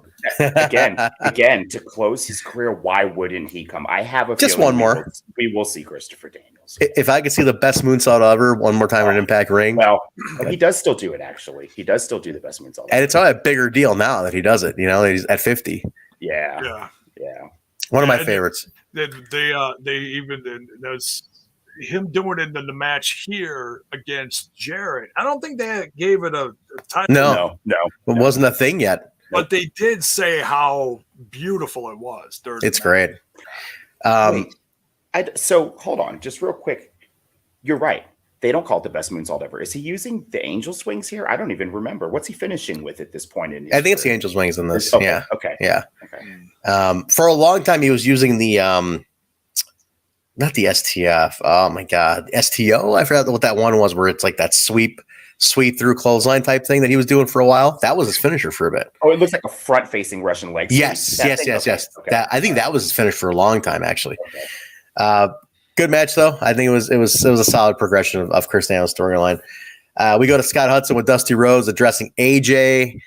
And Dusty's basically doing the whole like trying to turn AJ's favor. Like, hey, it's supposed to be about pride, not about what you're clouded. You're the NWA champion. It's supposed to be about tradition and pride. Basically trying to turn AJ to the good side of things. Not happen. But then I love this though. He's like, I'm gonna go get ready for my match because there's about 4 or 5 fat girls out there waiting on me. I'm gonna go outside, have a beer, and go see them fat girls. I was like, what? What a national treasure. I just love it. He goes, about 4 or 5 fat girls waiting out there on me. I just started dying at this. The best part about it is when Dusty is talking about these things, you can actually picture them out there. I just pictured a bunch of fat and going, Dusty, we got fudge. Like the Dusty Orellas with their fudge. But bunch of big girls, with they're all wearing like jean shorts that don't really fit that great. And they're smoking the cigarettes, or they got a big old cigar. One's got a corn dog, the other one's drinking a Budweiser. It's just, oh, dude, they're all sexy as hell. Dusty is amazing. I remember another one in WCW one time where it was like a kiss my ass match with like him and Dustin versus like Jarrett and somebody. And it's like, I'm going to have me about 44 burritos in the back before this match. Make it worth your while, Jeff Jarrett. And I was like, I will to this day never get I'm about to have me 44 burritos. Like Dusty Rhodes. Dusty Rhodes was a fucking treasure. God, what a guy. Just that man. Again, there's people who just make you believe in this, and it's Dusty and Piper are two of them. If I say 2 names and you have to pick one, and the names are Rhodes and Funk, what do you do? Shit, I bow out. Out. You can't tap to that. You can't. Man. I mean, you're talking the 2 desperados of professional wrestling. The guys who wrote a book on it. Yeah. I love them both. I absolutely love them both. 2 pieces, but great stuff there. 45 burritos. Tag team championship 6-man, kind of messy. This whole thing, like making this even a tag title match when Swinger's not even there, is fucking dumb. This booking sucks shit. You didn't have to do this. Like, this was to me pointless. One thing I took away from this though, David Young is randomly back, but they do mention David Young is a former 3-time NWA tag team champion with Rick Michaels. And I was like, shit, man. Like, this dude's held 3 tag team titles prior to this. So that was an interesting one. Funny, they referred to him as a tag team specialist. Yeah, we did. They didn't say shit about it before when he was around. Never. This is the first. They just had him with that goofy chick, whatever her name was in the beginning. Oh, Bobcat. Was it Bobcat? Something like that. Yeah. When was it? Before I earlier. I'm talking first 15 shows, maybe 20. Yeah. This is me and Jay. This is the me and Jay year of this year one. I started listening to you guys at like 9 or 10, and I started watching in like the 20s. So anything before that, I should really go back at some point. But you should, man. That's fun to watch.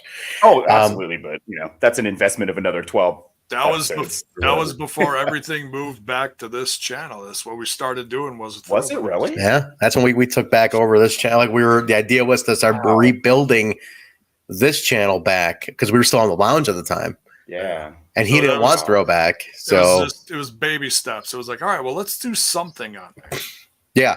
God dang, it's like a trip down memory lane. Yeah, man. But the thing here was this weird stip about having like a 3-on-3, and now the tag belts are randomly here. It's like, that's where if you're going to do that, then you change the belt because it's a fluke thing. Swinger's like, I wasn't there, but you get the rematch out of it.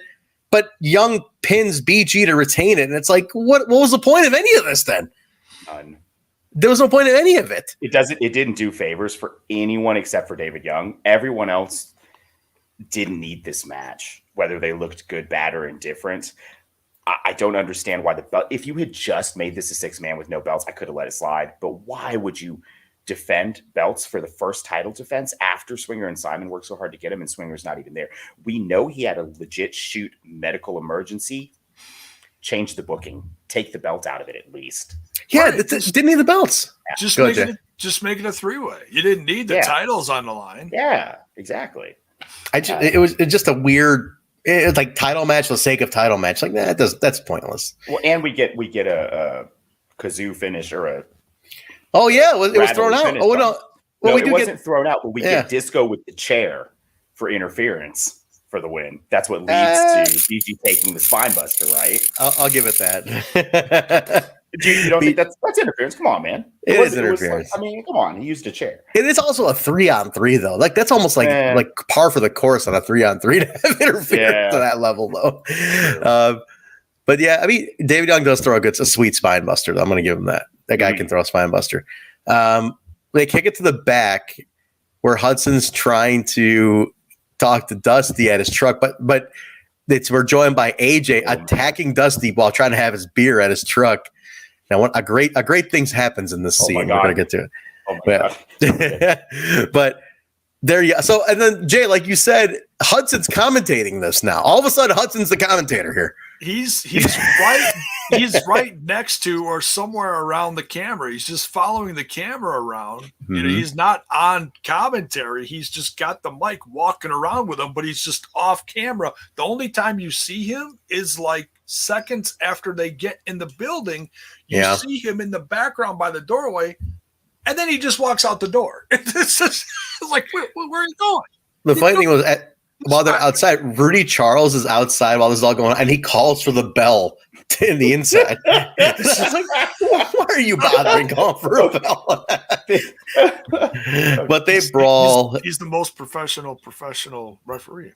He's no Daniel Spencer. Come on now. Yeah, but Daniel Spencer, official TNI ref. We love you, Daniel Spencer. Damn right. But it's bunkhouse, so they're all over. They're brawling. They get back into the ring. At one point, AJ Styles' ass makes its first appearance on Impact Television, TNA Television. Before you get to the big moment, hold on, you missed something. Yes. I don't want to go back after this, okay? I rewatched this segment several times, but I want to go back. I'm sure I know why.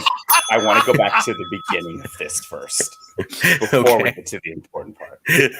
For those of you that are watching along, already know what's coming. Okay, when this breaks out outside in the brawling, Dusty falls down, right? And he's on his back like a turtle, and it's clear that he cannot get up. And he grabs for AJ, and he grabs AJ's, like just his jeans, and AJ sells it and it falls over, and Dusty can't get up. And then the camera cuts to AJ, and it zooms in on AJ. And I think what's happening is Russo is helping Dusty get up, because in the next scene, it cuts back to Dusty, and he's on his feet with a beer. And are you kidding? Dude, go back and watch it. I was fucking rolling. I was fucking crying at this scene. I love Dusty, but come on, man. This shit was so funny. I couldn't even. I was like, I did not. Oh, my God. Dude, it's still fucking. I was dying at this shit. I think J-Bone's pulling it up on his other screen right now.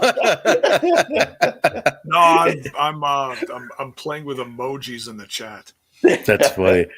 That's funny. I see it. Yeah. So okay. I just wanted to make sure we didn't miss that. That's a good one. I got to go back and look at that. AJ at this point gets spanked by Dusty Rhodes, like bare ass. Camera zoom in, and he's getting smacked by Dusty Rhodes. Spanked. That ain't the story. But the real story is this: Trinity comes in. Oh my God! Trinity comes in to help out. Thank you, Jesus. And then Trinity gets spanked, and the dress goes up, and the thong is there, and he starts spanking Trinity like this was something. That camera went right in. The views just went up. The views went up. We started about Trinity's ass making. That wasn't the only thing going up. Let me tell you. Woof. I mean, even Don West calls it. He says, "There is a God." I was like, he damn does. Right there, it's Don. He does. Oh my God, he absolutely does. Jesus. If you aren't watching along and this doesn't change your mind, I don't know what else we can say. This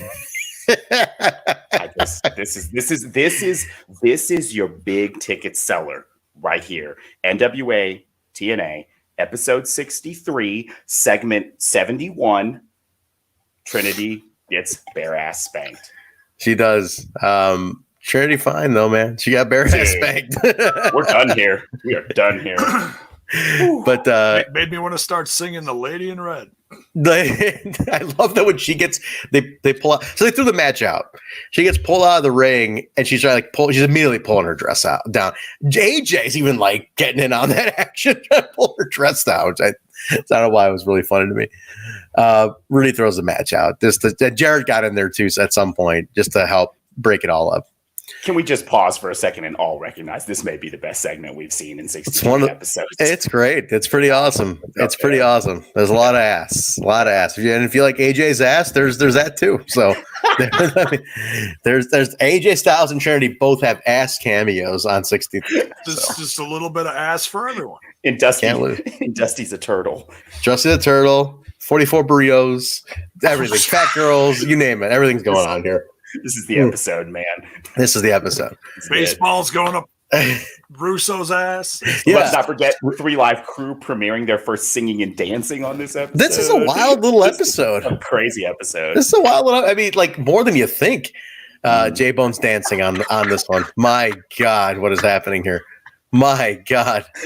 My God. If you're not watching on video, my God. Yo, Twitch chat. Can we get a hype train going for J-Bone dancing? Can we get a GIF, an animated GIF of that? Ooh. That was my best imitation of like the R-Truth dance. I can't do it, so it's like I'm just doing it in my chair, spinning around. We absolutely need a GIF of that, of J-Bone doing that shit. Oh, Zach, thank you for the Easter GIF. We're gonna need another one. That was a good one, Zach. Thank you. We go to TNA and West are hyping up next week's show, but then AJ interrupts him at this point, starts taking shots. It took a shot at Triple H here. You guys caught this. Talk about how he worked his way up in the company. He goes, I didn't have to marry the boss's daughter to do that. Oh, shit. I didn't catch that. Yeah, he throws it out there. And then he challenges Dusty and he says, I'll even put the NWA title on the line. Russo comes in, stops him and says, what are you doing? You don't do that. Absolutely not. You're not putting no belt on. He's like, no, yes, I am, Vince. I got it. And he's like, no, you don't never give them what they want. That's what they want. And then he's like, no, next week it's me and you against Jarrett and Dusty. Just protecting the title, which hothead AJ's not realizing. So Russo's in there. Russo's in a match next week. Russo and AJ, Dusty and Jarrett. So that's one of your featured matches for next week. It's not a $10 pay-per-view seller, in my opinion. Not that one, but I'm sure there'll be more. There's enough. Like I said, the show, hands down, is worth $10. No questions asked. Like every week, I'm in for $10. When you spend $7 on a fucking latte at Starbucks, I'm like, no way. Can I not? I would pay if we were doing this completely like paying $10 weekly, I would absolutely dish up $10 this a week because it's like Trent's new solo podcast. Well, dude, I'm like, what's $10? Like for this is fun shit for $10. Like I spent $10 on worse a week. It's like it's ridiculous. So no, this is fun shit. We get a recap of the head shave, the whole head shave saga, brutal carving. Quick addendum: my son walked in during this. Oh, stopped dead in his tracks. During like the head shave? Like yes. the fucking yes. Yeah. And he was like, why is he bleeding so much? Why is there so much blood? Because I mean, it was when Raven was looking and it was pouring. I mean, my son's 10. He's like, he's seen blood in wrestling, but not like that. He was shocked. He was like, what the fuck? It's brutal, man. It is a brutal deal. Like I love Raven, the way Raven, like they're holding Raven's face and their car, and he's just like, the way he's selling it so good. I'm like, oh my God, you feel for the guy. He just took it, dude. He sold it as good as back in the day when I was a little kid watching Brutus the Barber Beefcake shaving someone's head right after he just got put to sleep by the sleeper. Like someone just sawing logs in the middle of the ring, just shit. The man that converted me to WWF. Really? He's the first guy that really caught my eye from the WWF as a kid. Brutus Beefcake. Wow, that's interesting. One of the greats in my book. I love him. He was like one of the first guys in that because I was an NWA guy as a kid. Well, WCCW and NWA. We had, Houston Wrestling. Vosh brought in a lot of McMahon's guys. Did he really? I didn't know that. Yeah. And then Beefcake was just kind of, for whatever reason, man, that crazy hair, he just had that mad face and the big shears and just the look, you know, when you're a 9-10-year-old kid, whatever it was, just grabbed me, man. I mean, he's definitely different. The guy was cutting people's hairs with like hedge clippers and shit. Yeah, it caught your eye, that's for sure. No, very interesting, man. I never knew that about you. So that's nice little Mark trivia. All right, main event. Segment number 20, main event here. Gathering versus New Church. New Church is Slash and oh my god, it's Sin with Shane Douglas take on the Gathering. Julio, Punk, and Raven. Bloody as shit. I mean, this is a great feud. Again, another overlooked feud in Impact history is the Gathering and New Church feud. Just the New Church in general. Can we just stop overlooking the fucking New Church in the history, the lexicon of Impact Wrestling? New Church is too big of a part of this company to not get featured way more on those throwback clips that they do. By the way, a lot more throwback clips on the Impact social medias lately. A lot of Asylum. Remember this match between Jared and D'Lo from number 39? I go, we reviewed that one. You know, but a lot of anyway. But I digress. Go ahead, Jay. Oh, I've been watching this closely because I'm a big CM Punk fan, so I've been like really curious as to what he's all doing here. I know he's not around too long, but I've been watching this, and I knew Vampiro was going to be tied into this somehow, sometime during or after or something. I'm like, he's not going to be out that quick. But yeah. I love this. This was just and I wanted something from this match to be the cover, but there was just way too much blood. Every time we've used Jay's used a bloody photo, YouTube is very unhappy with us. They're like, no, can't be doing that. We don't want that. Next time, make it black and white. See if that gets through. I bet you it does. Well, we found a good alternative, Chris Daniels. We never featured Daniels on a cover yet, so that was good. Yeah, that worked out. Before this match too, like in that video recap where Raven's sitting down and they're showing the scalping. Borash, props to Borash.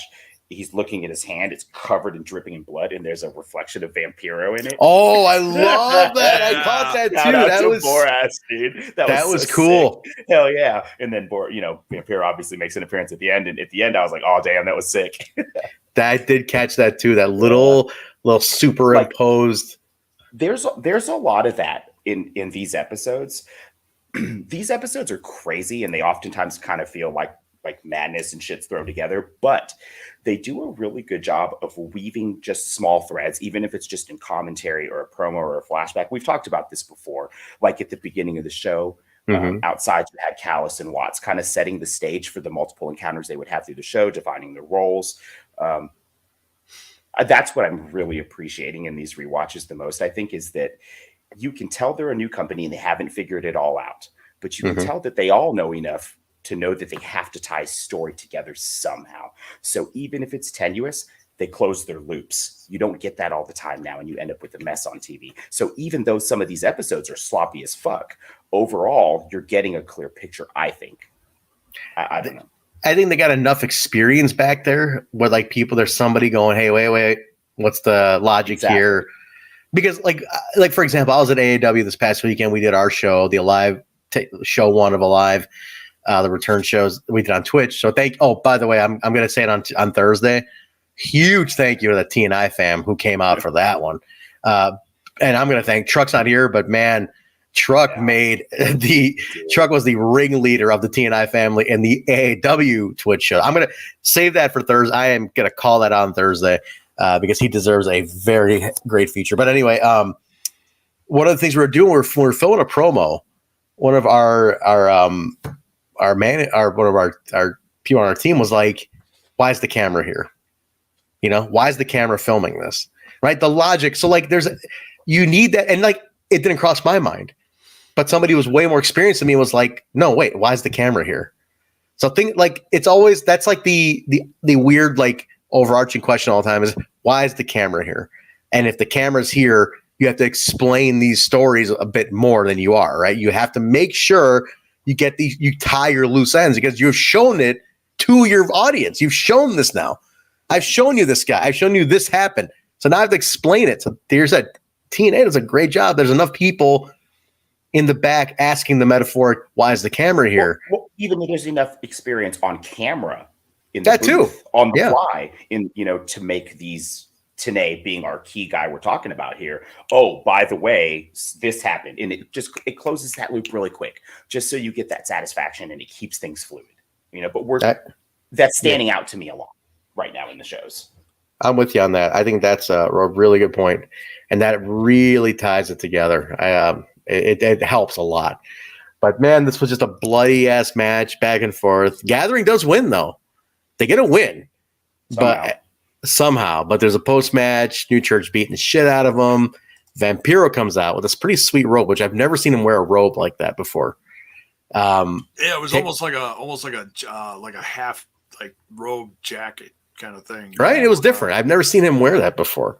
This is all due to me. This is trippy because I remember him with the dreadlocks and the long hair in WCW. So this is a whole nother chapter. But yeah, the big whoops in this main event is they didn't show. All of a sudden, just the bell's ringing. Then they got the camera outside, and they completely missed the final pin. It was like, oh, and then they quick said what happened. It's like, it was a little messy. Yeah, it shows you how important the match was versus like that ending they were looking at, right?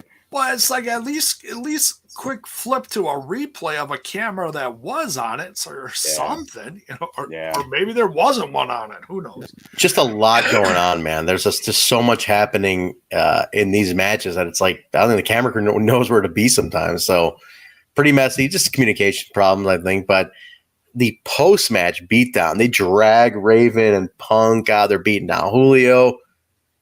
Wait, this wasn't the dog collar match. This was not. This was dog collar. Yeah, I mentioned that. Yeah, that's why the chains and they're whipping each other all. That's right. I forgot over the place. It was, we forgot to mention that. Did you guys catch when there's a part where they all have the chains and the Gathering has the upper hands and they all wrap the chains and then they all go up onto the turnbuckles, right, to do the in unison head punches? Is it me or is Raven hitting Douglas in the head with that chain from a really close distance, like pretty bad? Is there? I mean, they were snug. I mean, they're boys, I'm sure. Yeah, I mean, it was, but it looked more than snug. Like I was watching it, going, man, is there like more here at the time I don't know about? Because it didn't look like normal Raven in the ring. He looked purposeful. Well, that's what he's going for at this point too. That the promo in the beginning of the show, he's out for blood at this point. It just looked so real. I'm getting work. It looked good then. It did look good. Yeah. But the crazy part is they drag Punk and Raven to like that main entryway that they all go out from a lot of times, and then there's like the balcony seats. And I forgot who goes up to the balcony, but they throw the dog collars. So they all make their way up there one by one, and De Niro's the last one that finally gets in line below everyone where Punk and Raven are. It's a the sinister minister is up there first. James Mitchell is up there first, directing everybody up here, and he's going and all this stuff. He's just guiding everyone up, and then they're getting the slack on the chains up, and then all of a sudden, one by one, they're all just, they're all hanging. Did De Niro get hung? I didn't see that though. De Niro didn't get hung. All three of them did. All three of them did, but he was literally one of the last ones, just barely off camera. You could tell he wasn't on camera. Yeah, well, they were. The chain was like awkwardly trying to get over everyone else. Yeah, if you watch it back, you'll see someone scrambling up the stairs at the end, trying to get the chain and into the shot. Yeah, over to the side where, next to where Punk and Raven were. So yeah, he's there. Okay, he was just a little late. Because I only saw Raven and Punk, and they're getting hung straight up, just like it's a hanging. It's fucking brutal. It's like, oh my god, what is happening? Like he's fucking losing his mind. But I didn't see De Niro. But I'll take your word for it that all three of them. But they hang him. They go off the air with a hanging. Fucking brutal ending, though. Brutal shit. I was like, oh, that's a little controversial. It's crazy shit. But that's 63, guys. That's a heavy ending. A lot going on. It's an action-packed episode, hence the name. It's one of those episodes where you progressed a little. You progressed. Maybe it was like a 50% progression show, another 50% action show. It was like, I think you didn't get a full 100 in either way, but it was a well balanced in that sense. We've seen some shows where it's 100% progression, 100% action, and it's like, what the fuck did we just watch? Holy shit! This was like a nice moderate show with everything in it. A little bit of everything going on. This was absolutely. This was a little bit of everything. You had progression with the whole Erik Watts and Callis feud. You had progression with the whole Raven versus the I almost said the Dark Order. Jesus, got his mic wrong show. Damn it, the church. The sinister minister. Then you had great matches like the X-Division 5-way elimination match. Jared versus Christopher Daniels was so much fun. So yeah, there was a little bit of everything. Yeah, it was good. Definitely worth a watch. Yeah, I mean, you forgot that one part where we saw Trinity's booty for like a long ass time. So there was that part too. I would say that qualifies. This is maybe one of my favorite episodes so far. So I'm going to go 52, 55, 57. You forgot that one part where we saw Trinity. Sorry. Well, just because you pause your screen for 45 minutes, I mean, come on. Hey, take it easy. I mean, I don't hear Trent disagreeing that this was a mighty, mighty fine episode. I am not complaining one bit. Everybody knows. This was great. This took me forever to watch just because of other stuff. But yeah, I love it. Well, when you're pausing 45 minutes at a time, Jay, that's what happens. Yeah. I was like, is this real? No, it was good stuff. Definitely, we love Trinity. I mean, we're big fans, so that was a nice, that was a bonus for sure. But it was actually a really fun episode. I actually had more fun reviewing it than watching it, though. To tell you the truth, it was like I said, it had a lot. So it was one to watch. They're all good to watch. Just go in order. Just go watch. If you guys aren't watching with us, you really are missing out. These are really fun to watch. Yeah, because otherwise you listen to what we're describing and we go in detail on some of the things, but otherwise you are missing it, The other thing I want to mention too is, for example, Chris Harris came back last week on Impact, right? And it's a big deal because of what we know from this era. That's why we were like moved by it.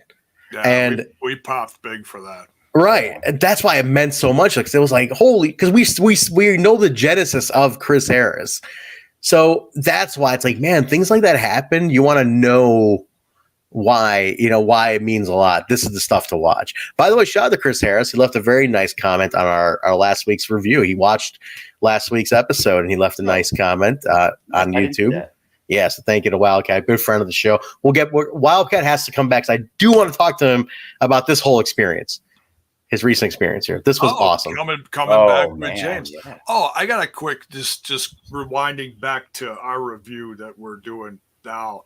That spear that he did at the end that wipes out Kid Cash in the ring, priceless. He throws a great spear. Yeah. He does. Oh, good. Well, we've been talking about getting him back for real, Zach. Like, no kidding. So I think we're actually going to have Chris Harris back on pretty soon, right? We were kind of in process already. We're lining something up for the next couple of weeks. We might have a guest on for Thursday for the big new day, the Impact new Impact Day, and then we'll confirm we may have a guest for this show next week. Just try to confirm everything. You know how it's just. As you guys know, we get certain things confirmed to us and basically told us, like, you're getting so-and-so. So you got to talk to so-and-so.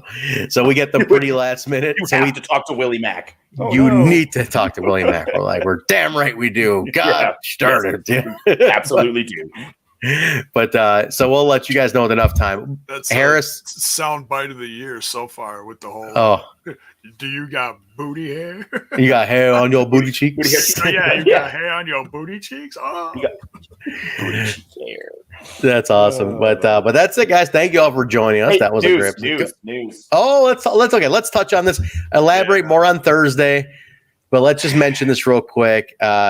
Sad day, man. Sad day today, huh? With more bullshit than sad. I don't know. I don't know what happened. We don't know. We're just going to report it. Adam Thornstowe announced that the Reno Scum has been released from Impact Wrestling. We just had Adam on the show like 3 weeks ago, and he was one of the best guests we've ever had. Yeah. And this is an absolute bummer. And we were saying, we're like, man, they're not at these tapings. Like, this sucks. And shit, this really blows. I would suggest to everybody to show your support to Adam Thornstowe and Luster. They're both on. Luster's not so much on Twitter, but he's got a handle. Absolutely, to put your tweets in, put your support in, put your love in. And if you know indies who are booking, like, tag promotions. That's the one thing I don't put out there enough.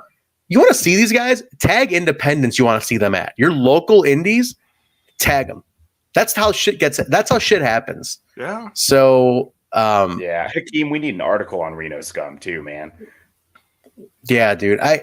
This to me is we need tag teams. Dude, these are our guys. These are our guys. Our guys, Reno Scum. This hurts. That's great that Finn Juice is here. It's great that we saw Private Party, blah, blah, blah, cross promotion. Reno Scum are Impact guys. Adam was saying how this was the goal. They want to retire here. They don't even mind being on the bottom of the card. They're happy to be here and do their part. These are company guys that work hard, guys that we love, guys that you love. Now, this was my fucking tag team that I was going to push hard for. Like, these are our fucking guys, man. But not anymore, I guess. So I don't know. Zach's saying this. He's, for the love of God, admit the TNI curse is real. God damn it, man! I didn't think about that. It crossed my mind. Fuck that. It crossed my mind immediately. Jesus, shut up, Zach. You know, shut up, Zach.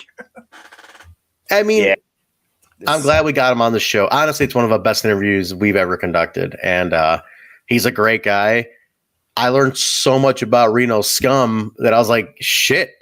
I'm embarrassed I didn't know about them sooner. So yeah, they're super cool, dude. I did, just FYI, I did reach out to him and say, hey, man, we're really sorry to hear about that. You'll always have like a home platform here with us if you want to come back. Absolutely. And join us, so, and he gave me the horn. So hopefully we'll get a chance to catch up with Adam Thornstowe. You know what? I'm going to put that here. I'm going to put it verbally, and Mark, yeah, good call.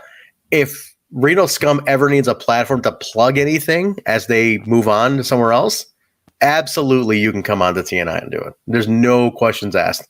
You are a friend of the show.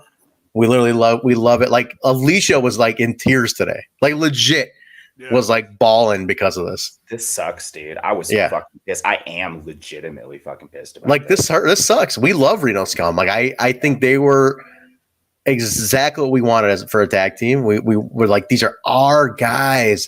Shit, I wanted them to be fuck that. Take the belts off of Finn Juice, man. Fuck that.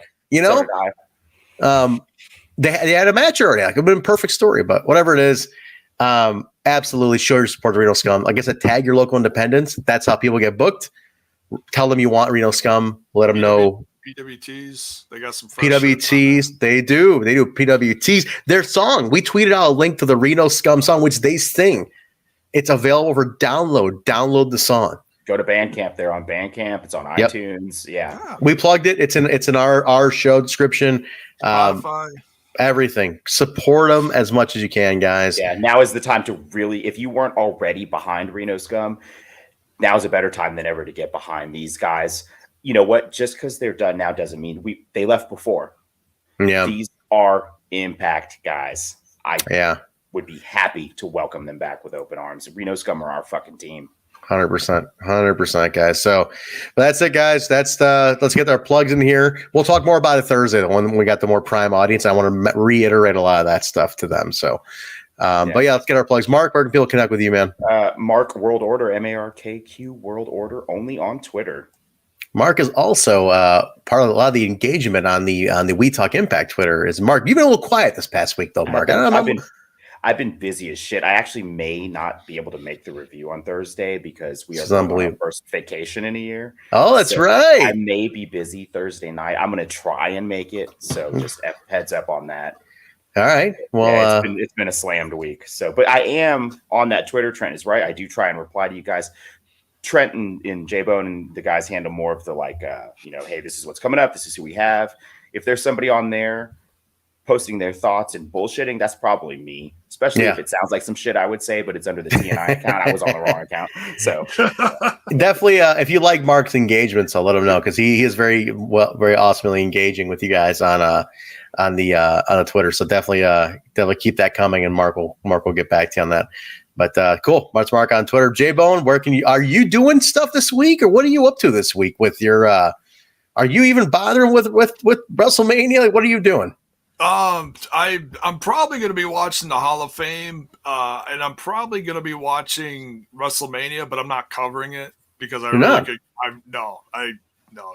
their booking, their build of Mania over the last month has destroyed the shit out of it. Wow. Okay. Well, they just on the fly booked a 4 tag team women's tag title match today for day 1. Like what? Yeah, interesting. They're putting shit on SmackDown. It's just you got 2 days in a row, 4 fans. No, sorry, that's no. It's still a spectacle, and I'm happy fans are back. But as far as the card and how they're putting this together, no. Okay. Yeah. Well, we do have Hardcore Justice, so fortunately, as fans of Impact Wrestling, that's right. We have a huge weekend, which I won't be around for, but I know both of you guys. Phil won't be here either, but I think the two of you and Elise will be covering Hardcore Justice at 2 Central, 7 o'clock UK time. So if you're in the UK, it's 7 o'clock BST. You guys always have the shit draw. Congratulations, UK fans. This Hardcore Justice is your fucking day. You know what? Big. I'm opening the door here to the TNI UK team to join us on that review. Good idea. If they can do it, too. You're shorthanded. We're shorthanded. You're not around. KL doesn't exist. Kalon is not even. Bill's not available. Bill's not around. No, TNI UK. Or we're talking to you, pals. You want to join for the review on Saturday? You're part. We always try to work out the UK guys that to be on a show. It's very difficult, the time difference. We can make it one big old review with the TNI UK team. So I'd love it, man. It's going to be a little. I'm a little worried. I'm not going to lie because I am getting my second shot on Thursday, so I don't know exactly how I'm going to be over the course between Thursday, Friday, and Saturday. We'll hold it down, Jay. Well, don't worry about it. We'll handle it somehow. Okay, so for Hardcore Justice, it's just going to be Trent. So everybody is ready for Hardcore Trent on Saturday. Everybody. No, I'm gonna get a bunch of energy drinks. I'm gonna do my best. I don't care if I have to sit here in my bathrobe and unshaven, looking like hobo bone. No, I'm gonna be on. So. Hobo and bone. So Jed, but connect with Jay, guys. But if Jay's up for it, the simulcast will happen Saturday. Smash and TNI simulcast review, like we always like to do. Watch along. We'll do the watch along as well. Reaction pod, all that stuff. So Saturday also, I want to mention. So this past weekend was AAW Live. It was technically a Live 4. A Live 5 is coming up this weekend. It's gonna broadcast right before Hardcore Justice. Oh shit! On Twitch, it's taped. It's a tape show. A Live 4 this past Saturday was live. A Live 5 and 6 are taped. 5 is going to broadcast right before Hardcore Justice starts, so you catch it at 2:00 Central Time on Twitch. AAW Pro featured match. I want to say on this one, I think it's the ladies. I gotta double check. AAW Pro on Twitter's got everything, but yeah. Go ahead. Oh, I was just gonna say Allison K, right? Does she have Allison K's back, baby. She's back. Fuck yeah. Oh, she's back. She looked great. Yeah. That's lots awesome. of new. It was I swear to God, it was a fucking who's who of indie talent on our shows the other day. And this is totally unrelated, but since we're like at the end of the show, 2 hours and 15 minutes in talking about AAW on the Throwback Show at 11:34 at night. Why the hell is Allison K not signed? Like, I'm glad she came back to AEW. Is this the beginning of her? Did you get a chance to find anything out? Like, Is she planning on returning to television? Allison Kay needs to be on television. That's my thing. Like, I don't know why she's not. Well, she was on NWA. I don't know if she's but real TV though. Actually, I'm gonna tell you guys, if you're watching AAW, stay tuned for the match we're building her up to. Just to put that out there. You will. Jay's gonna love it. Specifically, it's gotta be Statlander. I mean, that makes the most sense. I guess it's pretty obvious. She's got the belt. It's gotta be Statlander. Like, I don't see you bring Allison Kay in to face any. She could walk into any promotion and face the champion like that. Statlander as the AAW Women's Champion. Let's just put that out there right now, dude. That's gonna be a fucking awesome match. So check that out, guys. Trent's-Berry on Twitter for me. Give that a follow. And this show, We Talk Impact, Twitter, Facebook, Instagram. Just type in Total Nonstop Impact. It comes right up. Give that a follow. All audio platforms, Apple Podcasts, Stitcher, SoundCloud, Google Play, iHeartRadio, TuneIn Radio, Spotify, Pandora, Amazon. Rate, review, subscribe, guys. We're on every audio platform out there. So if we're missing any, let us know. We will definitely we'll put it on there. If we're on one that you use, we're not on it, we'll put it on there. So youtube.com/Total Nonstop Impact, twitch.tv/Total Nonstop Impact, prowrestlingtees.com/Total Nonstop Impact, featuring that fire ass shirt by Juan of the Dead, which everybody went bananas for yesterday. You guys saw that. We tweeted that out. Everyone went bananas. So check that out. Great stuff. That shirt by Juan is chef's kiss. It's beautiful. Oh, yeah. Go get it. A lot of people wait for the sale at Pro Wrestling Tees. I know that like the sales are a big thing. So if you're waiting for the sale, I'm sure there'll be one soon. But check that out. That shirt is amazing. There's at least one a month. They just make up shit that have a sale. They're like, hey, it's the Tuesday at 11:44 p.m. sale, motherfuckers. It's valid for 8 minutes. They're like, we decided to have a flash sale.